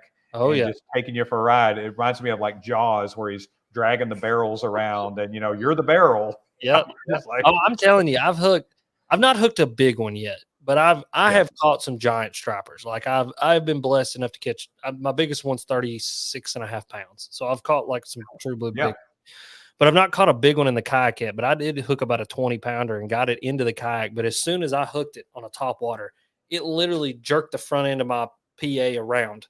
It jerks it sideways. I'm like, oh, I don't know if I want to tie into anything bigger than this in my kayak. You know what I mean? I fight it in, and it was fun. But no, yeah, The saltwater thing is, I mean, those fish are incredibly powerful. And it's like, I think it's one of those things that like I always kind of I've talked about this on my podcast as well, is just like we underestimate nature's power. And there's certain things like with fish, especially like one thing that we did one time, we went deep sea fishing. Actually broke my leg on that trip because nature and big waves. But anyway, yeah, that's a whole story unto itself. But we were grouper fishing. So you would drop like these like 1 pound lead weights down and like just start, jigging them and trying to get these fish to eat. And we hooked a bunch, but got none of them into the boat. And like the thing was like you would hook them, and I'm talking all 240 pounds of me, 6'4", sets down into this fish, and literally it's got enough strength that I'm in a seated position with no seat underneath me, cranking as hard as I can, not moving this fish. Man. And it's just insane. And the thing is like I asked the guy, I was like, how big are these things? Like, 40, 50 pounds? He's like, yeah, it's like a 15 pounder. And I'm like, huh? He's like, yeah, it's like, 25 inches long. And I'm like, what? Well, I'm like, no way. He's like, oh yeah. He's like, what happens is you hook them and they'll get down in the rocks and they open their gills up, and these essentially their gills are like, I mean, they're unbreakable. And so they'll just lock themselves into those rocks and just sit there until the hook rips out of their mouth. And then they go on about their day. And I'm like, okay, wow. That's like a whole different thing that I didn't even know existed. Yeah. It's badass. And I love it. So yeah, it's so cool. It's so cool. So you said you're in a pro angler, a Hobie pro angler currently. Mm-hmm. What made that the kayak for you? What do you like most about it? It's a good question, because I have been in a lot of different kayaks. You know what I mean? I've had a little bit of everything, and I think for me, what brought me back to the PA, because I made an active decision that I wanted a PA. I could have got any kayak I wanted. I mean, and I could have chose to go buy or get a company to send me about anything I wanted. And after being in Old Towns and being in Jackson and being in Bonafide and all great boats, right? All fantastic people, fantastic companies. The thing for me was that 360 drive. The 360 drive for how I like to fish and where I like to fish and what I like to go do was incredible. And so like if I'm on the river in current and a smallmouth pulls me into the bank, I can turn that 360 drive, couple kicks, and I'm off the bank. You know what I mean? And I can make horizontal moves, vertical moves, up and down. Like any move that I need to make, there is a position that you can throw that 360 and that rudder into that position and make that kayak move in that direction. And so for me, that was really kind of what I think was the biggest thing for why I went back to the PA. And then the second is just how big it is. I mean, just all the storage. You got the giant front compartment, you've got the horizontal rod storage in the kayak, the huge splash well in the back, because I run a Newport. Actually, we're getting an NK300 here before too long, so I'm gonna be running an NK300. So I got to run good motor. Yeah, I can't wait to get it. I got to run a battery box, and then I run a black pack for my tackle, and then I run tackle and water and snacks and all that in the big front hatch, and then I've got all my rods. And so with horizontal rod storage and my black pack, I can bring literally 14 rods if I want to on the kayak with me. And then too, like if I'm on the river or I'm doing a float or something like that, and I just want all the rods in the kayak with me and nothing sticking up, I can go that kind of sleek in line with that as well. And so those are the two biggest things really for me, is just the layout of that kayak and the 360 drive. Those are the two biggest things that really, and now that I've got, so I got to give a shout out to Dugout Bait and Tackle, because they rigged my kayak for me. And so they rigged that PA up and they put the foot steering in it with me, and Jamie and then put it in foot steering. Like they're really proud of how they do their foot steering. And it is kind of unique how they it's totally custom to me. So they literally like had me sit down, measured it out, and got everything measured so that it's perfect for me, because I'm a big dude. I'm 6'4". And so Jamie was like, we got to adjust this a little bit different. So they got everything measured out for me, got everything custom. And then I've got actually a upgraded steering yoke on my Newport. And so it extends outside of the normal range of that Newport. Yeah. And so I can kick that foot steering from one side or the other all the way and literally make that kayak do 360s with the motor on it. And so that's like a whole nother thing, is like if I'm on a bank or I want to get off a bank or I need to just make a quick turn, literally 100 on the motor, kick the foot steering, it goes zoop and slings my kayak around, and then I'm going in the direction I need to go again. And so it's like those little things like that in that particular kayak and how that kayak's set up for me is like, it makes it perfect for what I like to do. Yeah, absolutely. I love Yeah. And again, you know, I work for a paddle shop, but I'm really big on, again, in my opinion, again, I'm sure there's outliers there, but we operate independently, but compete collectively. So I'm really big on supporting those local paddle shops. You know, I've been very vocal on, there's some manufacturers, quality manufacturers, that are doing direct to customer, and they're starting to try to mess around with that a little bit. And I feel like that is really kind of hurting the paddle sports industry a little bit, and it's hurting those those industries, those manufacturers. So definitely, I appreciate you doing that, because, you know, with Hobie specifically, and I joke, I know I've joked with Chad Hoover a little bit about, I could do a Hobie video every week and I could probably make a living out of it. Yeah. So you got people that, you know, and they're the top tier as far as functionality and price. So they're going to get some love and some hate. And, you know, a lot's been made about the warranty issues with really all of them here lately, but a lot of people are going directly to those companies.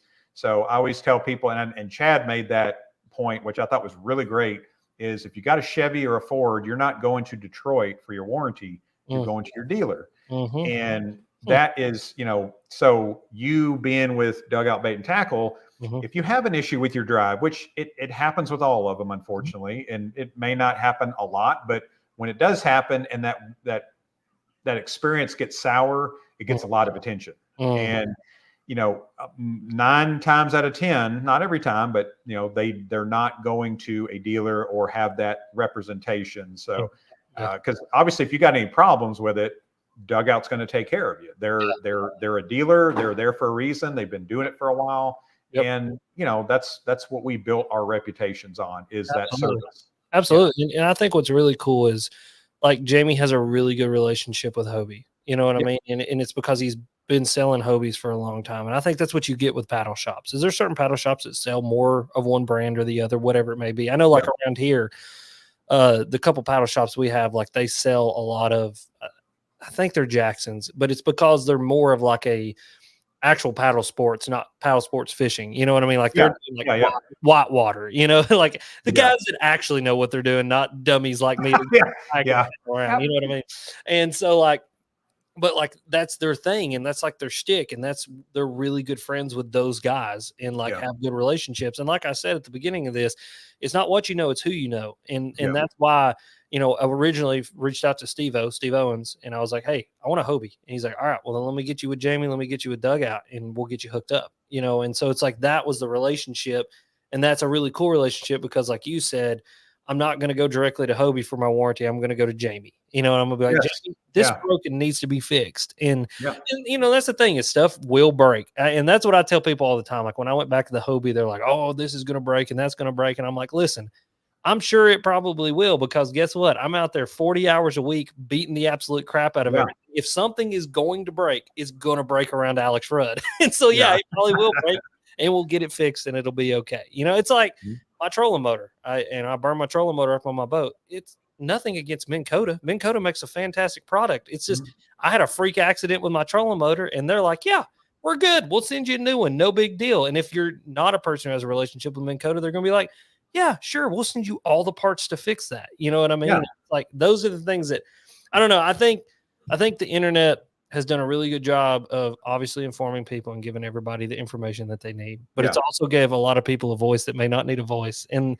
they make certain things look way worse than they actually are. They blow it out. They blow it out, when in reality, these companies wouldn't be this successful if they hadn't had good customer service and before, and if they hadn't had this. And I think sometimes, and the only reason I'm saying, I think I have my own position on this, because Bethany, my wife, she works customer service, so she gets customer service for Monster Bass. She does customer service over there, and so some of the emails she gets are so impossible to try to solve those people's problem. And so when someone gets on the internet and they're like, I have this problem and they won't fix it, I'm like, I love to see the email exchanges between you and Yeah. the customer service rep before we all made this determination here. Yeah. You know what I mean? But that's one of my little soapboxes. But yeah, it's cool, man. I mean, I love the boat, and I think it's a good boat. And I mean, I will say this boat has held up better than my original PA. My original PA, I had to warranty twice, and that's just the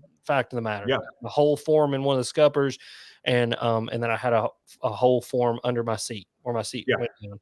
And what's really cool about this PA is they've reinforced the seat, they've reinforced the scuppers, all of those problems. They've redone the whole drive system where you've got the belt tensioner knob. Yeah. They put a tube around the belt now so that you don't have to worry about it catch. I mean, like those are the little things that like they've actually did a good job of listening to the customers and fixing the problem. You know, and they have to. They really do. Yeah, you have to. I mean, for $6,000, that thing better perform flawlessly, in my opinion, straight up. Like, and if Hobie hears it, Hobie knows. Like, if it's $6,000, you better have it right, just the way that it is. 'Cause I would be pissed if I paid $6,000 for a boat and it didn't work right. And I was pissed when I paid $4,500 for my original boat and something broke on it. So there you go. You know what I mean?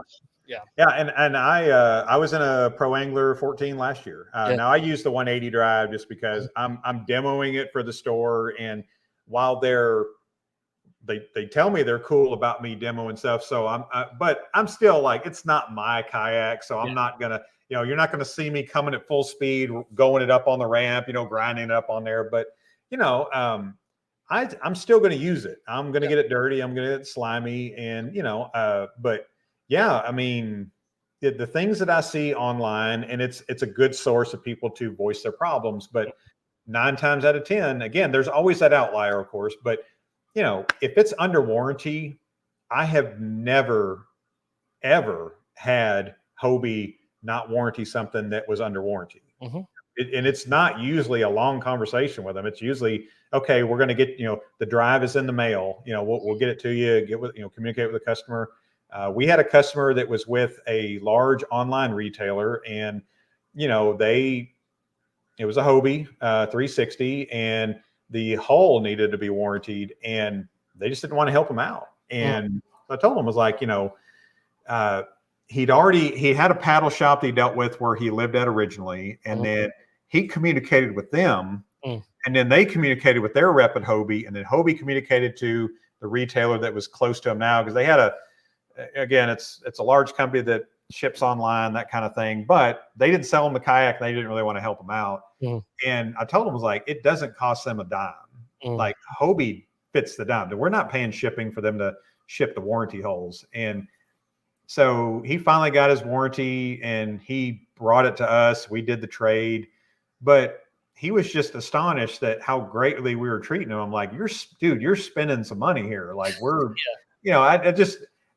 if I'm spending a lot of money, and I'm talking about thousands of dollars here, and if I'm spending money, I want to at least feel like they're going to take care of me, or they at least value me spending that money with them. Because you can go to Amazon and buy kayaks. You can go to online retailer A, B, or C. They're all over the place. But I actually got on Alibaba last night and was looking at kayaks. I was like, that actually is not bad for $500. I'm gonna buy one and just see how quickly I can break it. But anyway, I'm sorry. Go on. I watched a guy. He was on it was a Lifetime. It was a Lifetime kayak. So that's like ultra low end grocery store kayak there. And he had an outboard motor on the back of it. He was jetting around in a pond. Yeah.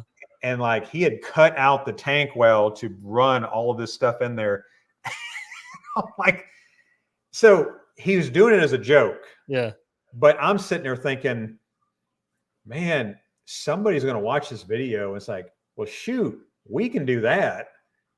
Because he sunk it. It's sunk in like, I don't think he lasted 5 seconds with it. It literally just went, the rear end went down, and he had that thing just going up across the water, and that tank well filled up with water, and that thing sunk.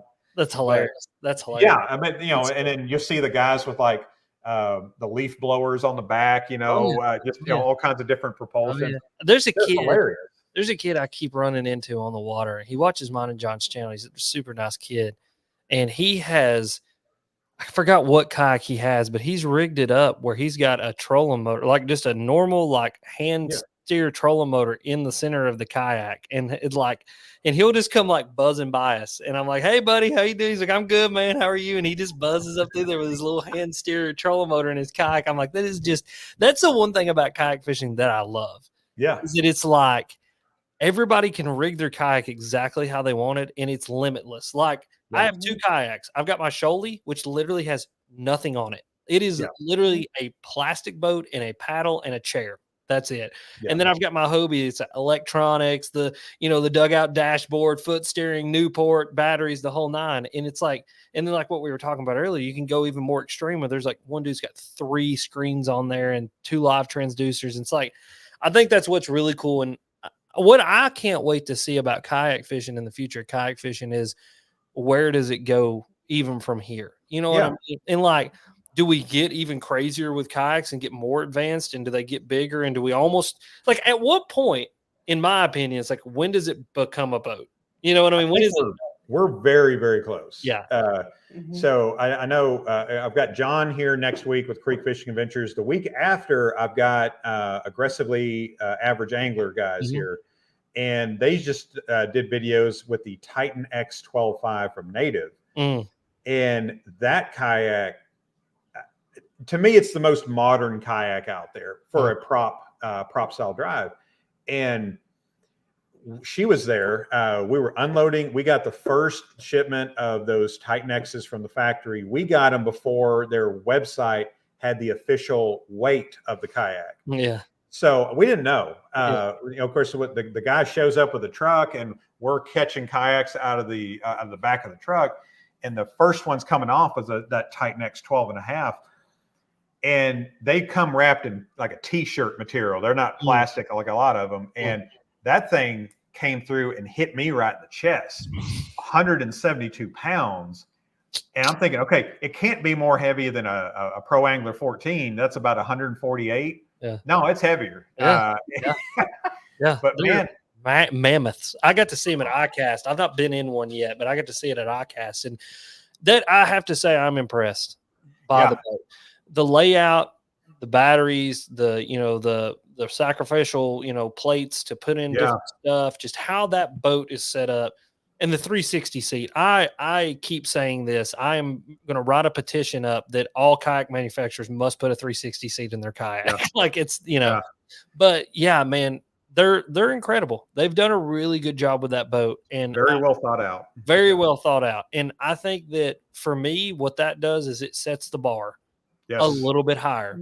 That's what excites me about it. Yeah. It's like, what else can we do? Like, I will say this, and nothing against Old Town, but I'm going to put this out here. The most underwhelming thing for me was the fact that they put the e-drive or whatever, the electric on the big water on that boat.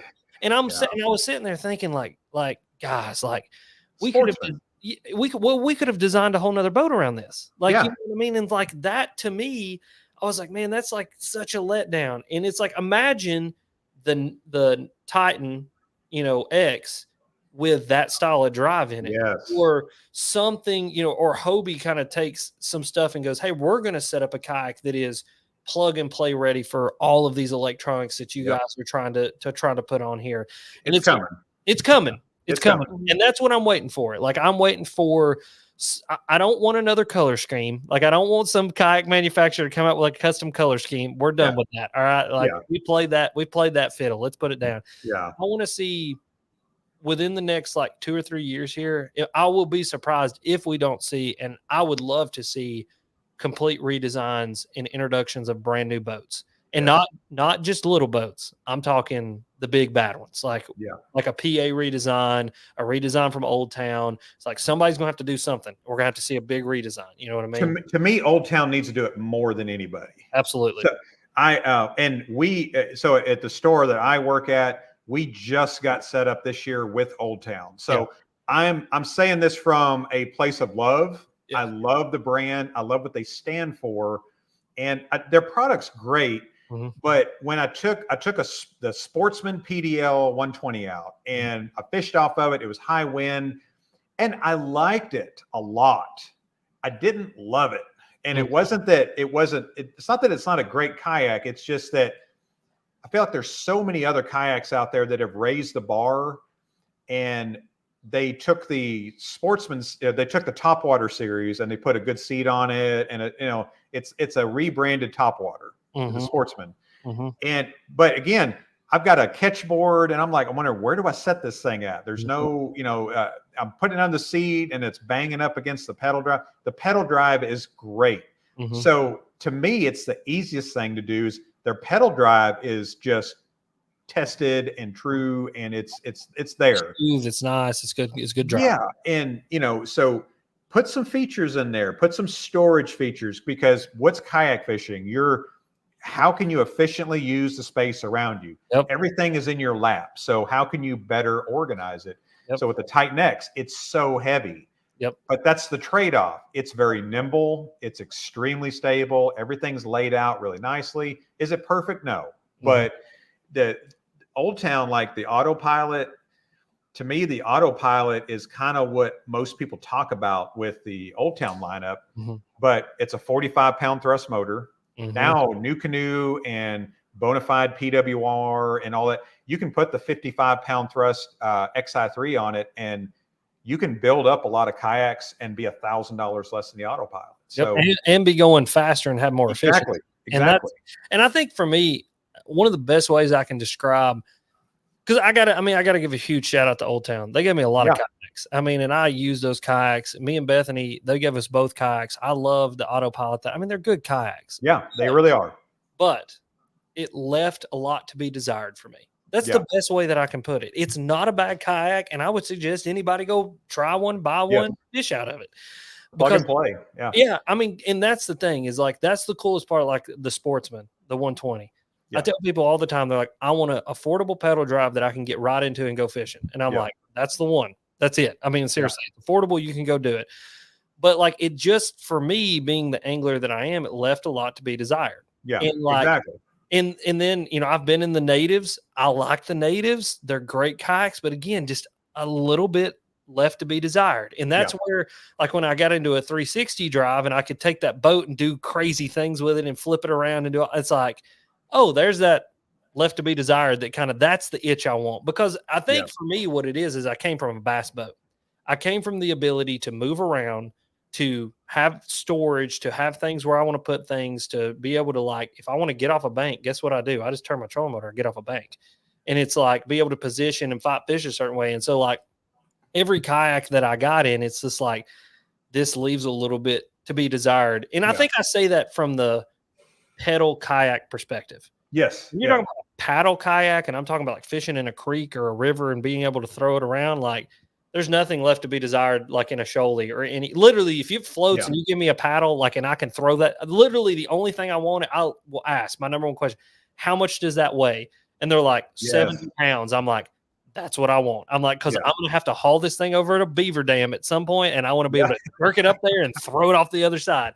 And so it's but in the paddle space or in the pedal space, I was always searching for that, there's still a little something to be desired here. And for me, it's still it's not been completely, the itch hasn't been scratched completely yet. Yeah. And that's what I'm waiting on. I'm waiting for the next innovation, but ultimately what will happen is we'll get that innovation, we'll get used to it, and then we'll go, you know what we need? What now? Yeah. For me right now, 360 swivel seats that. Please God, everybody put 360 swivel seats in kayaks. That's what I want. That's my, but that's just me. I get that. That's when I saw that the Titan X's was coming out, and it's the Millennium branded seats, and man, I was like, okay. And so natives are always stable. The Titan, you expect it to be stable, but I stood up in that thing, and I'm not that guy standing. I'm not Drew Gregory standing on the tip of a 65-pound Coosa on moving water and fishing off of it.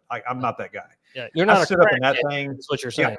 Yeah. Okay. I stood up in that thing, and I'm 6'5" and I'm 270. So I'm standing up, and I'm like, okay, I can feel a little wiggle, but I can stand up. Yeah. That thing there, I'm filming. I'm like a little social media princess filming while I'm not even thinking about my stability. Oh yeah. And I'm turning this thing in an 8-foot circle at speed. And I'm like, this is crazy. Yep. So Native finally fixed their rudder. So it's a flip down rudder. You can use it in the up or down position.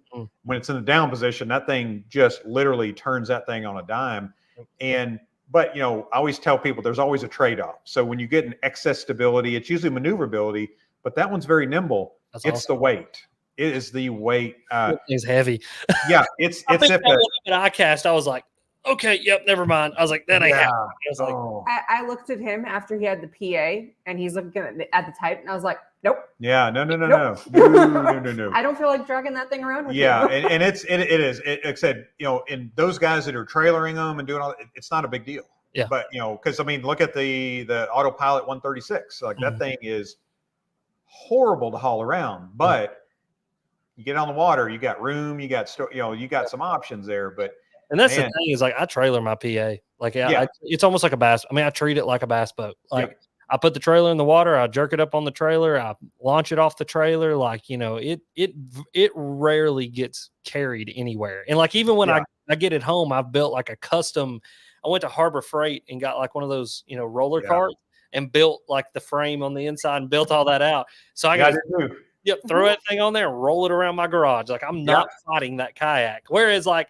my Shoalie looks like a mongoose pissed off high on crack has beat it with a chain on the bottom because I drag that thing, throw it off. I mean, dude, I literally threw it off a bridge like 15 foot up one day. And I told Drew, I was like, Drew, I'm going to try to break this boat. He goes, you won't break it. I was like, challenge accepted.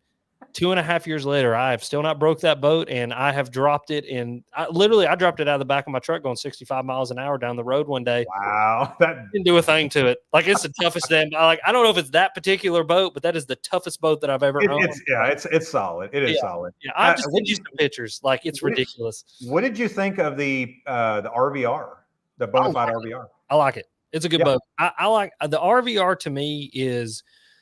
So I consider the Shoalie a creek boat, like a true blue, like small, like creek boat. The RVR is truly a river boat, and like it does better in a little bit bigger water, a little bit deeper water, areas where you're going to need to, have that extra stability going down a little bit bigger rapids and kind of being able to eat some more moving water. The Shoalie does a really good job in moving water when you're going against moving water. The RVR does a really good job when you're going with moving water. Yeah. And like with my Shoalie, like when I was on the Flint River, we put in at a place called Big Laser, something like that. Well, anyway, you come out of this and you got to go straight up the Flint against current. And I was just paddling right up through there. Like it was nothing, where John was in his RVR and he was struggling a little bit to get up through there. And it's just because the shape of that RVR is not great for going against current, but great for like supporting you going with current. Yeah. So that's kind of my opinion on the RVR. I really like the boat. I think it's a cool boat. I mean, I'd fish out of one tomorrow. You know what I mean? Yeah. And because God love the Shoalie, it will throw you out if you don't know what you're doing in it. Where I feel like the RVR's got a little bit more forgiveness. Like that, and that's my opinion on it. So again, bigger guy, and I'm tall, but I'm mostly torso. So me and her did a RVR versus Shoalie. And again, there's a lot of things. The Shoalie was definitely faster and a little bit more nimble, but I'm sitting there imagining we're in a calm, flat water part of the river. So a little bit of a low water. I'm thinking, okay, we go down some shoals and we're hitting some rocks, and like, yeah, there's a little bit of a looser primary stability on that, while the RVR is a little slower, but it, like you said, it is more forgiving. But they're both great kayaks. What's good for one might not be good for the other. I've got, and I know I've got a Bonafide shirt on here, but they send me the shirt, so I wear them. So yeah, I like it. I like it.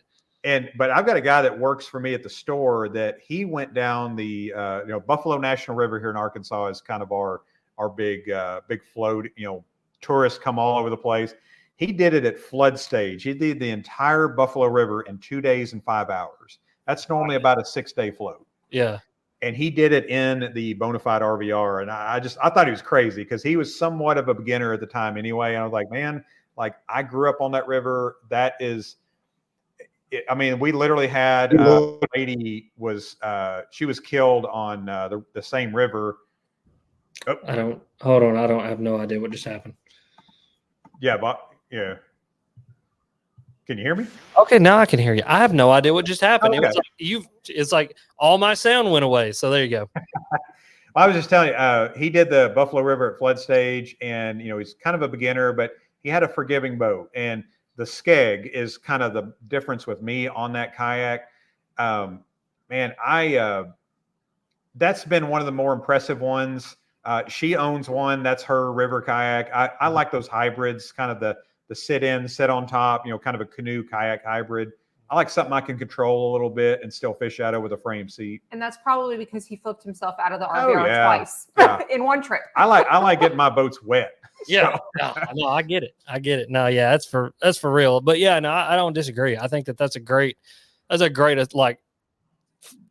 description of both of those boats. Like, for me, I think like the reason that I like the Shoalie as much as I do is because I have spent so much time in it, and I've learned I've really learned all the limits of it. Like, I know when I'm going down a certain kind of rapid, what I have to do. Where the only reason I learned that is because I almost came out of it like 5 times. And I did come out of it twice. Like, I flipped it twice. And so I hate that guy keeps getting unsubscribed. Gang. That's what I'm talking about. Yeah. Hey, and I saw this one comment coming over here. I love to ruffle some feathers. So Big Bass King, like, we can talk about this comment. I know I saw y'all kind of glance over at it, and I read it as well. But now we can dive if you want to. Do you want to dive into this and we kind of talk about this a little bit? Okay. So yes, I make a living bass fishing. So I will say this about kind of that comment is I get to do every single day what people plan their weekends and their vacations around that have normal jobs. And I have the greatest job in the world, and I'm blessed to do it every single day. And I get to do it because of awesome people who get to, that watch my videos and consume my content. And so to answer the question, do I make more than I do as a teacher? Yeah, that's kind of not hard to do when you're a teacher. No. I think a lot of people overestimate how much money we made and make. You know what I mean? No, being in education is just a door knocker to poverty.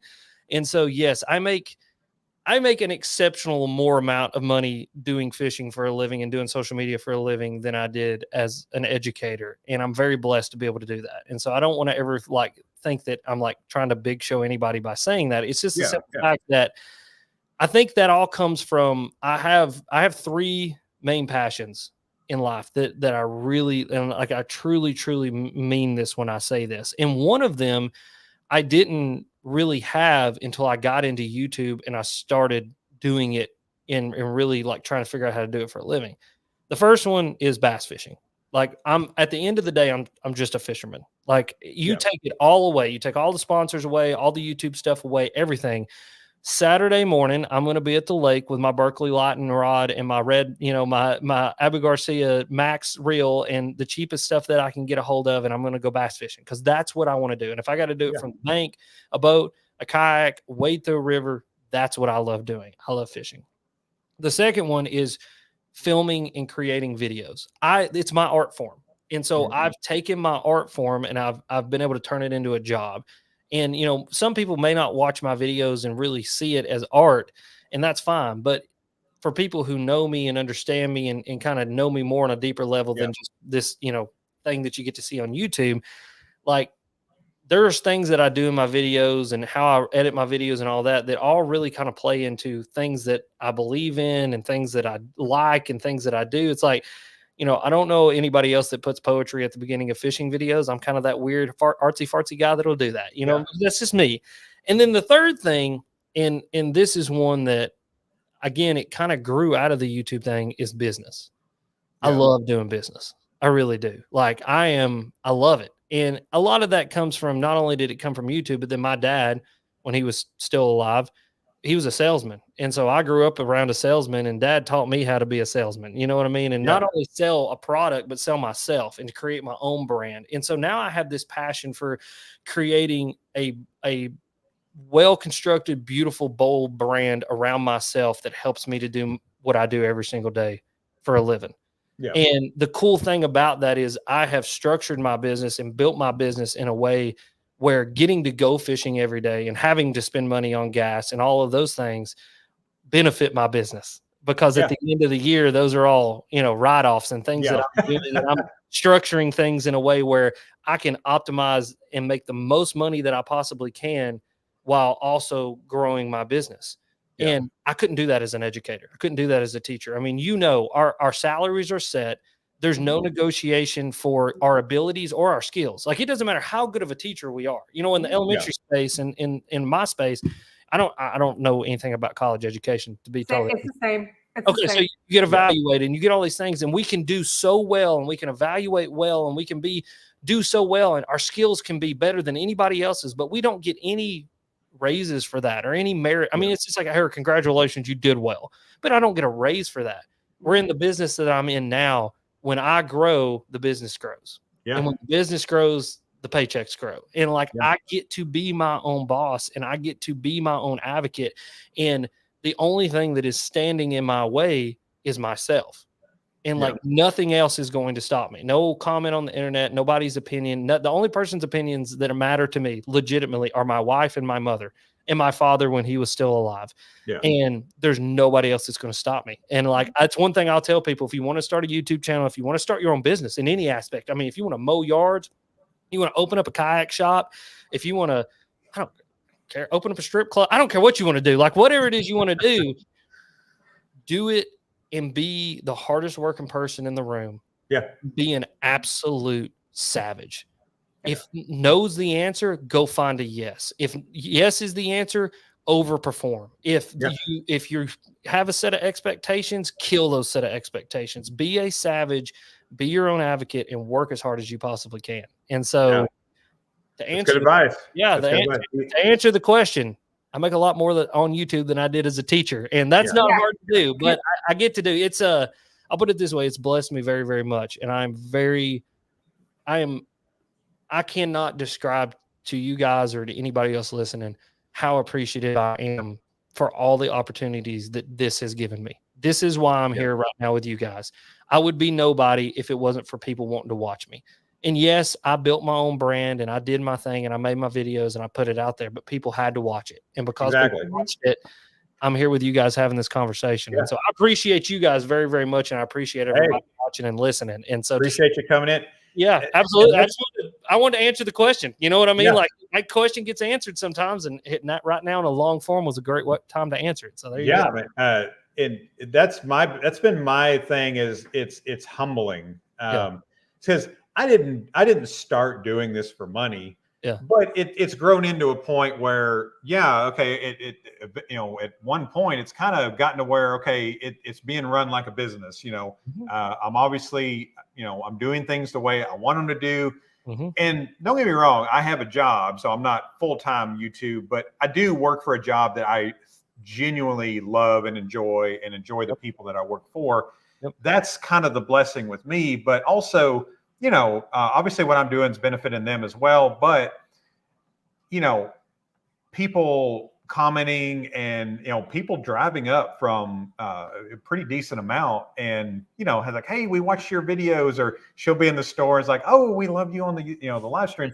It's humbling because, again, if nobody watches these videos, I'm going to be doing something else. Yeah. I'm still going to be selling kayaks. I'm going to be, selling something.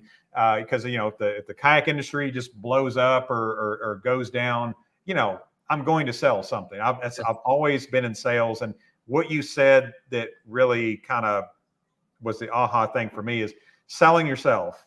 If anything, that's your best, most important asset.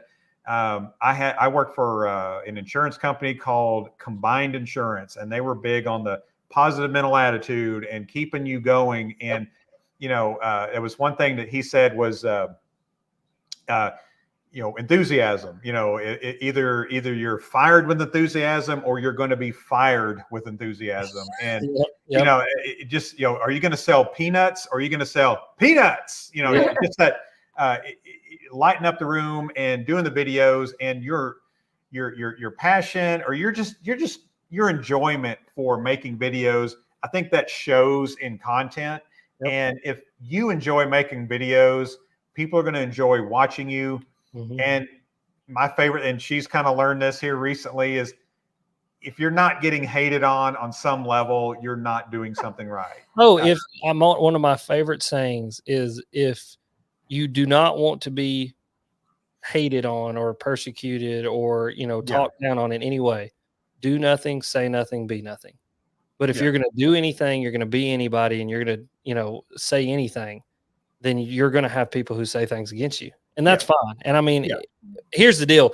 Doing what I do on the internet, guys, listen, I've heard it all. Okay. I mean, there's been people threatening to kill me, tell me they want my whole family to die. There's been people tell me I'm stupid, I'm ugly, I'm this, I'm that. Okay, whatever. You know what I mean? Yeah. If I bent to every comment that I got, then I would never do YouTube ever again. You know what I mean? But I think the one thing that's like, for me, and I think this is important to like share for people, again, anybody wanting to do anything with their life, in it's like, so how do I say this? It's like, I will never, ever tear anybody down for wanting to try. Yeah. And wanting to try to not like to be their own thing and do their own thing. Like to look at anybody having success on any level and go, I don't like that because of X. Unless they're doing something to hurt someone or hurt themselves or hurt a group of people, like, I don't care. Like, I want that person to have success. Like, there's people that I immensely dislike that I still love to see their success, because that's what I want. I want to see success. And that's like with y'all. Like, I want to see y'all blow up. Like, and if you blew up tomorrow and passed me by 1 million subscribers, I would text you and be like, congratulations, because seeing the people grow and seeing people be successful, that to me is the most important thing. And I'm never going to like ever throw shade at anybody. Like, if someone I signed a however many dollar contract with X company, I don't care what X company it is. I'm like, dude, that's freaking awesome. Like, good job. Like, good job for bettering yourself and making more money and bettering your family. Because at the end of the day, like, that's all I'm trying to do. It's like, I love fishing. It's my passion. I've made fishing my job. So my passion is my job. But at the end of the day, I still have a family. I still have a wife. I have to support her. I have to pay my house payments. I have to pay my light bills. And last time I checked, the house payment doesn't get paid on hopes and dreams, and the light bills doesn't care, what free product I get. I got to get paid so that I can do my job. You know what I mean? It's like, and so just, I'm putting that out there for people. So like, they understand when you have that attitude about things. So like, light bills don't get paid on other people's opinions. It gets paid on your hard work and the money that you earn. And whether that's mowing yards for yourself or digging ditches or fishing or making art, making music, dancing. I mean, I don't care what it is. We live in the greatest time in the world right now, because you can be anything and do anything that you want to do. And you can do a lot of it using this little device right here. Yeah. You know what I mean? Yeah. And so like, send it hard and do it to the best of your ability, because you only get one life too. I will say that, like, I don't want to get morbid, but I got to bring it up. Is, my dad passed away last May. It was actually a year on the 18th of his anniversary of his death from cancer. And my dad got diagnosed with cancer, and 2 years later he was dead. Yeah. And he got 55 years on this earth. And there's a lot of people who live their life not understanding how finite it is, and that taking a chance is not that scary of a thing. It may seem scary in the moment, but take the chances, do the things, live life hard, and live life to the fullest, because we only get one. And like I said, my dad got 55 years. So that means right now I got 25 more years if I live as long as my dad did. And in that 25 years, I can promise you, I'm going to be an absolute savage. I'm not going to slow down. I'm going to do what I love. And the thing is if I fail, guess what? It's just an opportunity to build back again, because I have the opportunity to do it. You know what I mean? So just being out there, a little positive mental attitude, putting that out in the ether for people, because I think we don't talk about this stuff enough. Like, and there's good days, and there's days that like you said, you don't feel like getting up and just hitting it hard. And that's where And working at that job, like I joked about it, that was some of the hardest times that I ever went through because I was going some personal stuff, family stuff at the time. But being out on the road selling insurance door to door, and this was in 2008. So this is the housing crisis. People are worried about paying their bills, and I'm trying to get them to take on supplemental insurance. And but being able to change your mindset to, you can have a bad day or a good day, and at the end of the day, it really is a choice, being, positive or negative. Is everything going to be just doom and gloom? The best example that, and I think it's funny that a fishing podcast has turned philosophical here, but I love this. This is what it's about. But our top agents, they took them to Puerto Rico, and this beautiful resort. Everything's included. It's beautiful weather. Everything. You're not paying a dime. First class accommodations, and so you got 12 people there, and the owner is there shaking hands. Hi, what's your name? Congratulations, because they earned being there. Mm-hmm. So when the trip's over, they're boarding them back on the plane. The owner's there shaking hands, and well, how'd you like your stay? And I said, man, this is great. Me and my wife are, we've already made plans on coming back, and then great. And then another person comes like, it's so hot and it's sticky, and the waiter couldn't, the waiters weren't speaking English very well, and they got our order wrong. And he thought is like, how can so many people have a great time, and then a handful of people that experience the same thing have such a terrible time? And he said a lot of times it's just that mental attitude that, it's so important to talk about because like, y'all just don't even understand. Like, and I've talked about this on my podcast. I do Instagram from the cold plunge and talk about some of this stuff. But like, people just don't understand. Like, about 6 months ago, I was not in a great place, and I was learning how to grieve my dad, and I was learning how to live with the fact that he wasn't coming back. Yeah. And the thing is the big shift for me was the understanding that it is my choice every single day. Now, this doesn't mean I don't miss my dad. I miss my dad. I mean, I missed him a couple days ago. I was changing the trailer lights out on the trailer and crosswired something, and I knew how to fix it, but you just want to call dad and be like, hey, Dad, like, what do you think about this? You know what I mean? And so, but it was it's my decision every day when I get up in every aspect of my life. And this was true when I was a teacher too, because being a teacher is, this, one of the most mentally and emotionally exhausting things that you'll ever do. And especially when elementary school, I taught in a rural, small elementary school where I had kids who came in who didn't have doors and windows on the trailer that they lived in and slept with the dogs so that they weren't cold at night. You know what I mean? And like, so I got to see that experience, and then working at the hospital and being around that death and that, and, and then other experiences that I've had in life. It's like, those are the things that right now at the point that I'm in my life, I could be a righteous asshole. I could see the negative in everything. I could come on here and just be like, yeah, this sucks and that sucks and whatever. Yeah. But what I choose to do is I choose to get up, put a smile on my face, and see the positivity in life every single day. I mean, as soon as I wake up, the fact that I woke up and I have breath in my lungs should be enough to get me out of bed, praise God, clap my hands, and take off running out the door as hard as I possibly can. It should be enough. Rain, shine, snow, whatever it is, that should be enough. And now, is it that easy every single day? Absolutely. No. Yeah. I don't want people to think that I'm some like, I live in some la-la land. Yeah. Trust me, I don't live in la-la land. Me and Bethany have conversations all the time like, can you believe X and Y and this and whatever? But, but still, I can choose to see the positive in all of that. Yeah. A bad day of fishing to me is still a day of fishing. It's a day that I get to be outside. And like what I said earlier, I get to do on that day what people plan their whole vacations around. And I get to do it 7 days a week, anytime I want to do it. Like if I want to go fishing tomorrow, guess what I get to get up and go do? I get to go fishing tomorrow, and I get to make money doing it. And like if I can't find positivity in that, then I can't find positivity in anything. And even when I was a teacher, the things that I experienced that were bad were far outweighed by the things that were good. And the kids that I had, and just when they would walk up, Mr. Rudd, I love you. And it's like, yeah, I love you too, man. You know what I mean? It's just like that experience of getting to do that. And so I would encourage everybody and implore everybody that look at life through the lens of positivity. And sometimes you got to look through the lens of negativity to see the positivity. And what I mean by that is, if you are having a hard day at work and your boss is on your back and you just want to go home, and your job may suck and it's just not a great day, you still don't got cancer.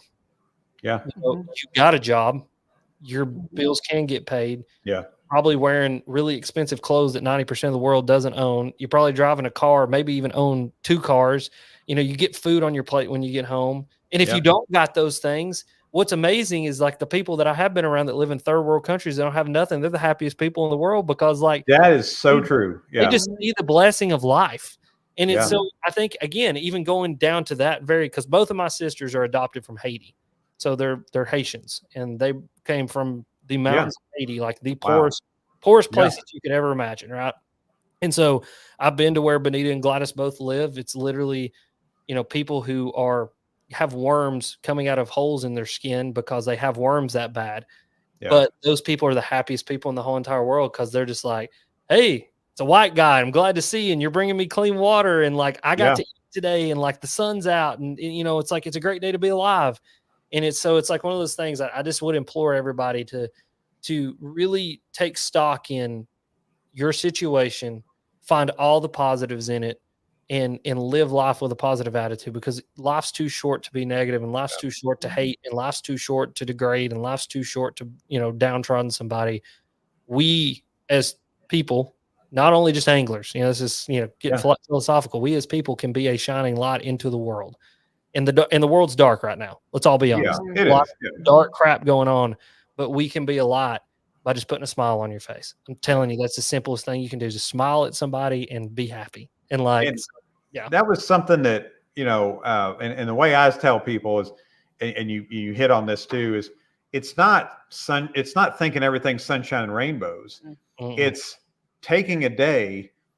Yeah. Not everything, the day could be better, but also knowing that the day could also be worse. Mm-hmm. And that's what we talk about this a lot. Mm-hmm. And we all struggle with it sometimes, but, but it's like, okay, this sucks. Mm-hmm. Whatever you're going with, this sucks. And, but man, like there's some people with some genuine problems out there. And they're like, if this is the worst thing that's happened to me right now,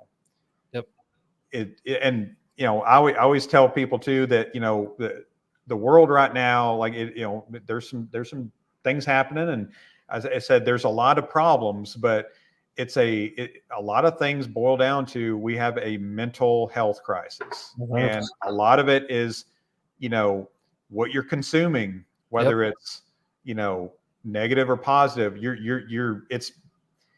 this is different, but the same as the conversations that we had when we were younger. Mm-hmm. Is the people you associate with, you're going to be a banana and be part of the bunch. Yep. As to where, if you're watching negative things on, it doesn't matter if it's YouTube or TikTok or Facebook, it's there to be consumed.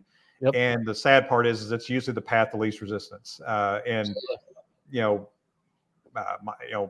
People in my family have struggled with it. People around me have struggled with it. And a lot of times it's a mentality thing. And I'm not saying there's not genuine, there's obviously genuine, mental struggles there. Don't get me wrong. I've been around that too, but a lot of times it's a way of looking at it. Yes, Puerto Rico's hot. It's also beautiful and crystal clear water, and you're there on some, it's choosing what to focus on. And absolutely. We talk about this all the time, is like the things that we'll go through is like, first world problems, babe. First world problems. First world problems. All the time. I'm like, that's one thing I make fun of Bethany all the time. Like, your white privilege is showing, and she's like, shut up. And I'm like, that's what it is, though. But like, no, and that's for real. I mean, like, I think that, I think I do want to say this is like, it's okay to not be okay too. Yeah. Like, it's okay to not be okay, because I wasn't okay. Like I wasn't 6 months ago, 7 months ago, I wasn't okay. Like I just wasn't. I mean, and the thing was, though, what I realized was the most important thing that I did was I looked at Bethany, my wife, and I was like, I'm not okay. And she's like, okay, then how are we going to fix this? And like, I was able to then make a attitude and a mental change to start fixing the problem and start mending the not being okay. And so like there's days, it's like when my dad was battling cancer. I mean, there was days that it was okay to not be okay, you know, for him. But he still, till the day he died, it was just crazy how my dad, he just never quit.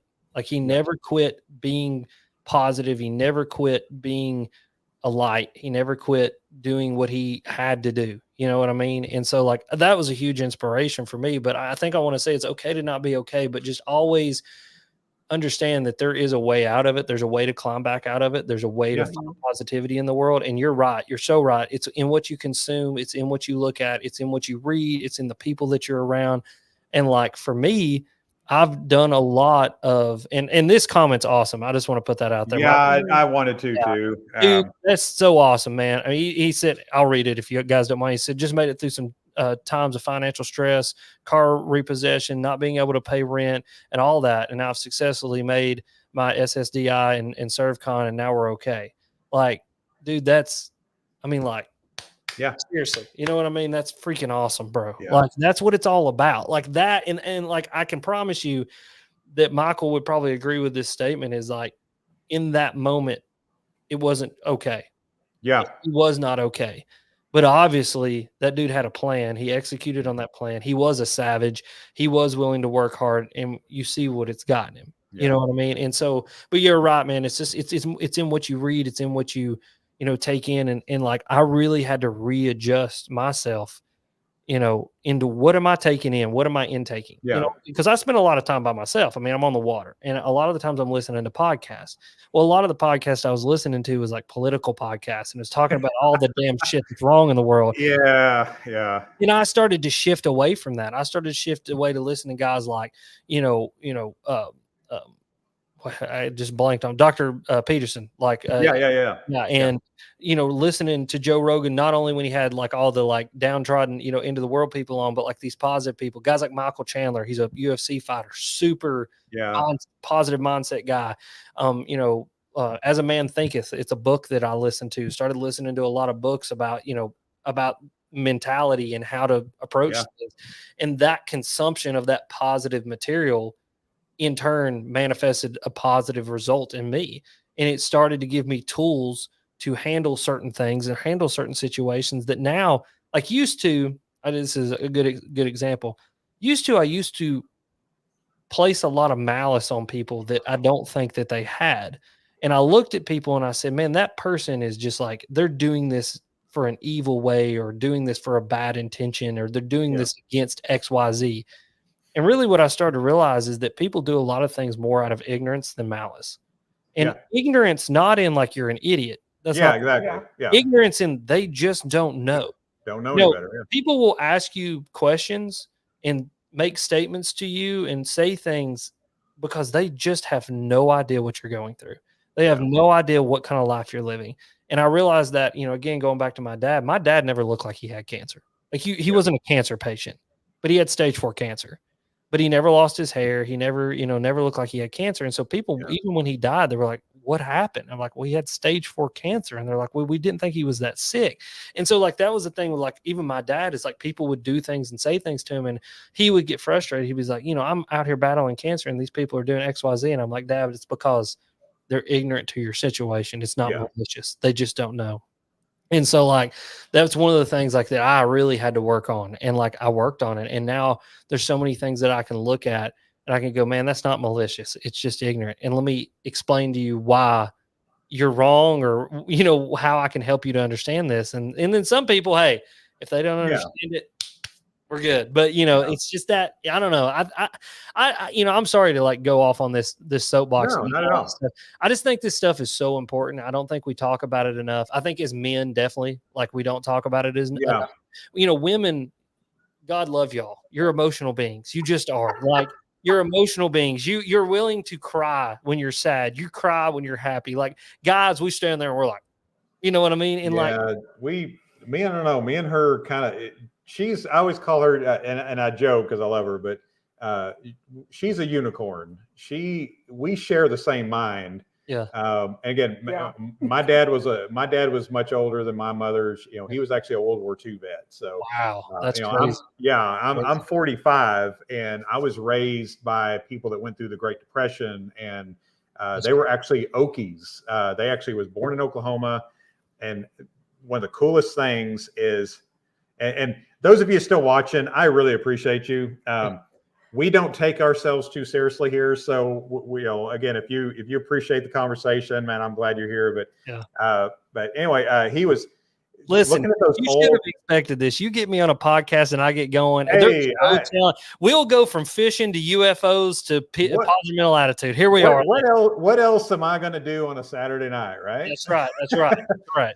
But yeah, watching them old ancestry. I went through that ancestry.com rabbit hole. Of course, he died when I was 15. So he, seeing them 5 and 6 years old, going from farmhouse to farmhouse, the census reports. And I have a grandmother that we don't even have record of. And, my uncle and his, so it was three boys, 4 girls. And, during the Depression, the girls got married off at a young age, and, they had to send them off to other places so that they had heat and food.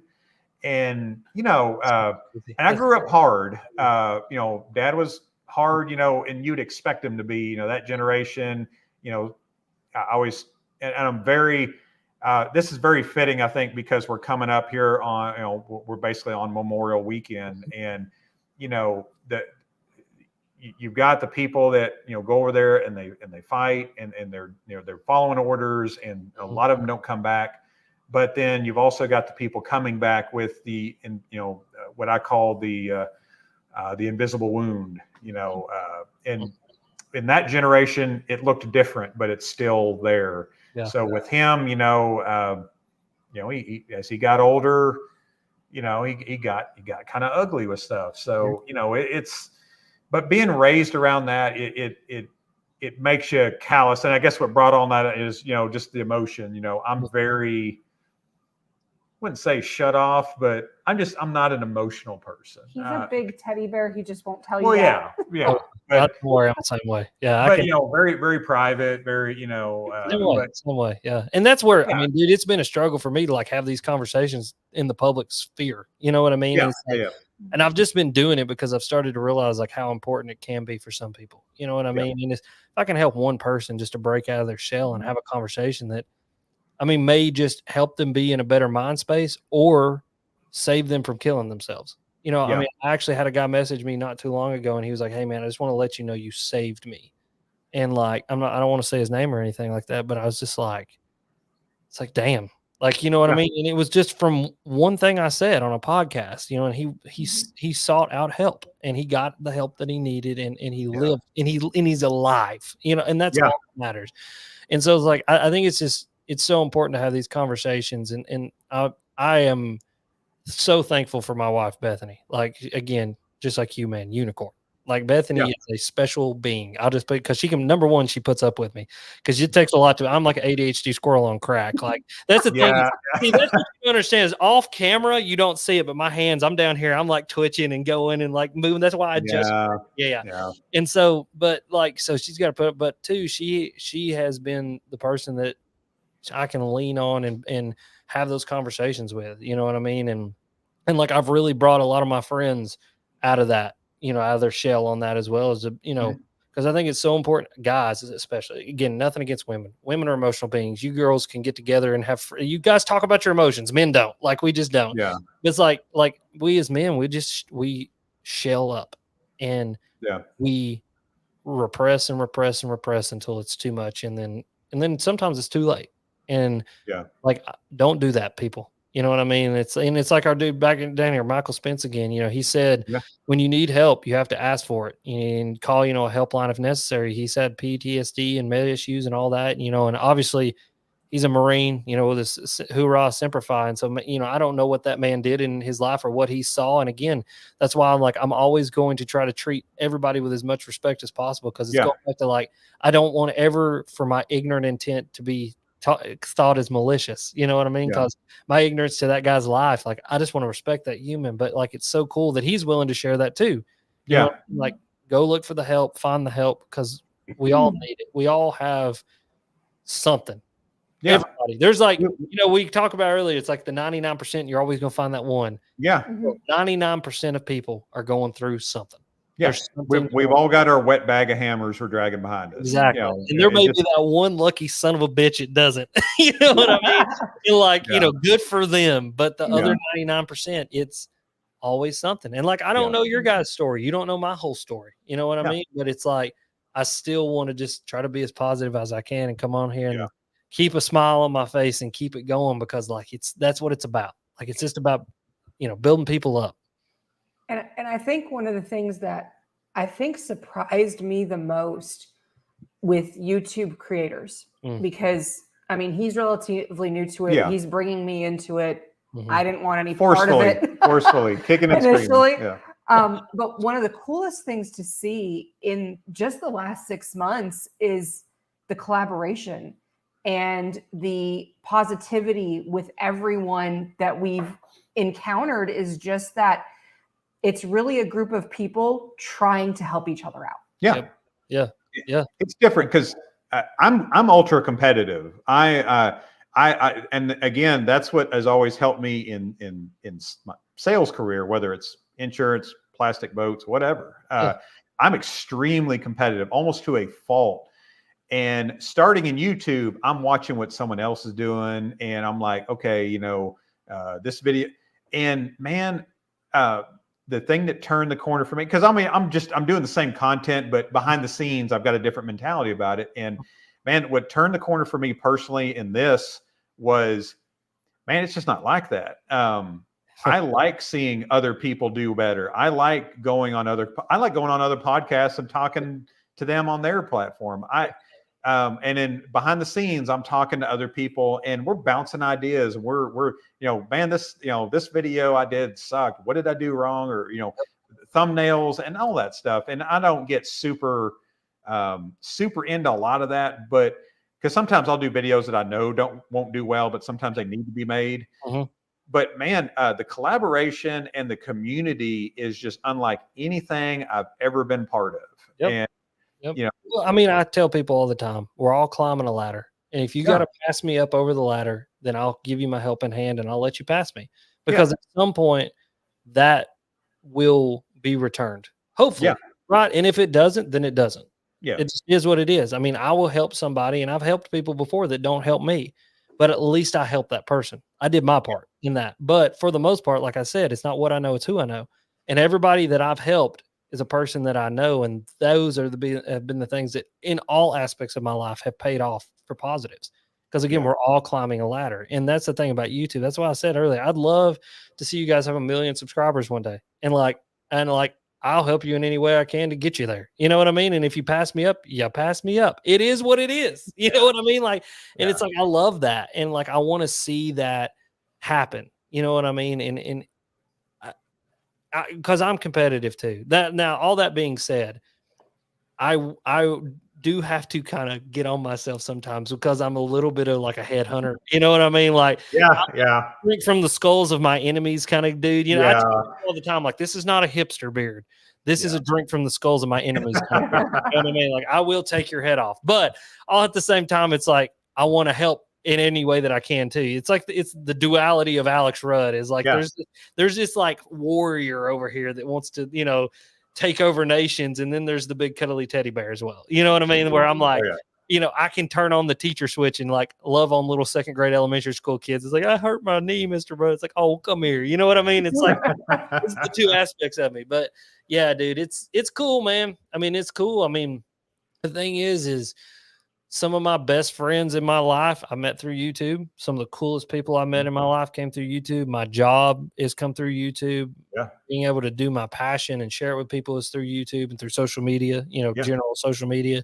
I'm here with you guys doing a podcast. I mean, I'd have never known you if it wasn't for YouTube, Instagram, and social media. And I mean, I think that this thing, for all of its negatives, going back to this, for all of its negatives, it's been a net positive for so many people in their lives. And I know for me, it has been more than a net positive for me in my life and the blessings that it's brought me. And so I want to look at it through that lens And that's the way that I'm going to view all of this. Now, I may have my bad days and I may have my good days, but ultimately, this what I'm getting to do in this conversation I'm getting to have with you guys is a net positive. Hopefully, not only for me, but for everybody else around me.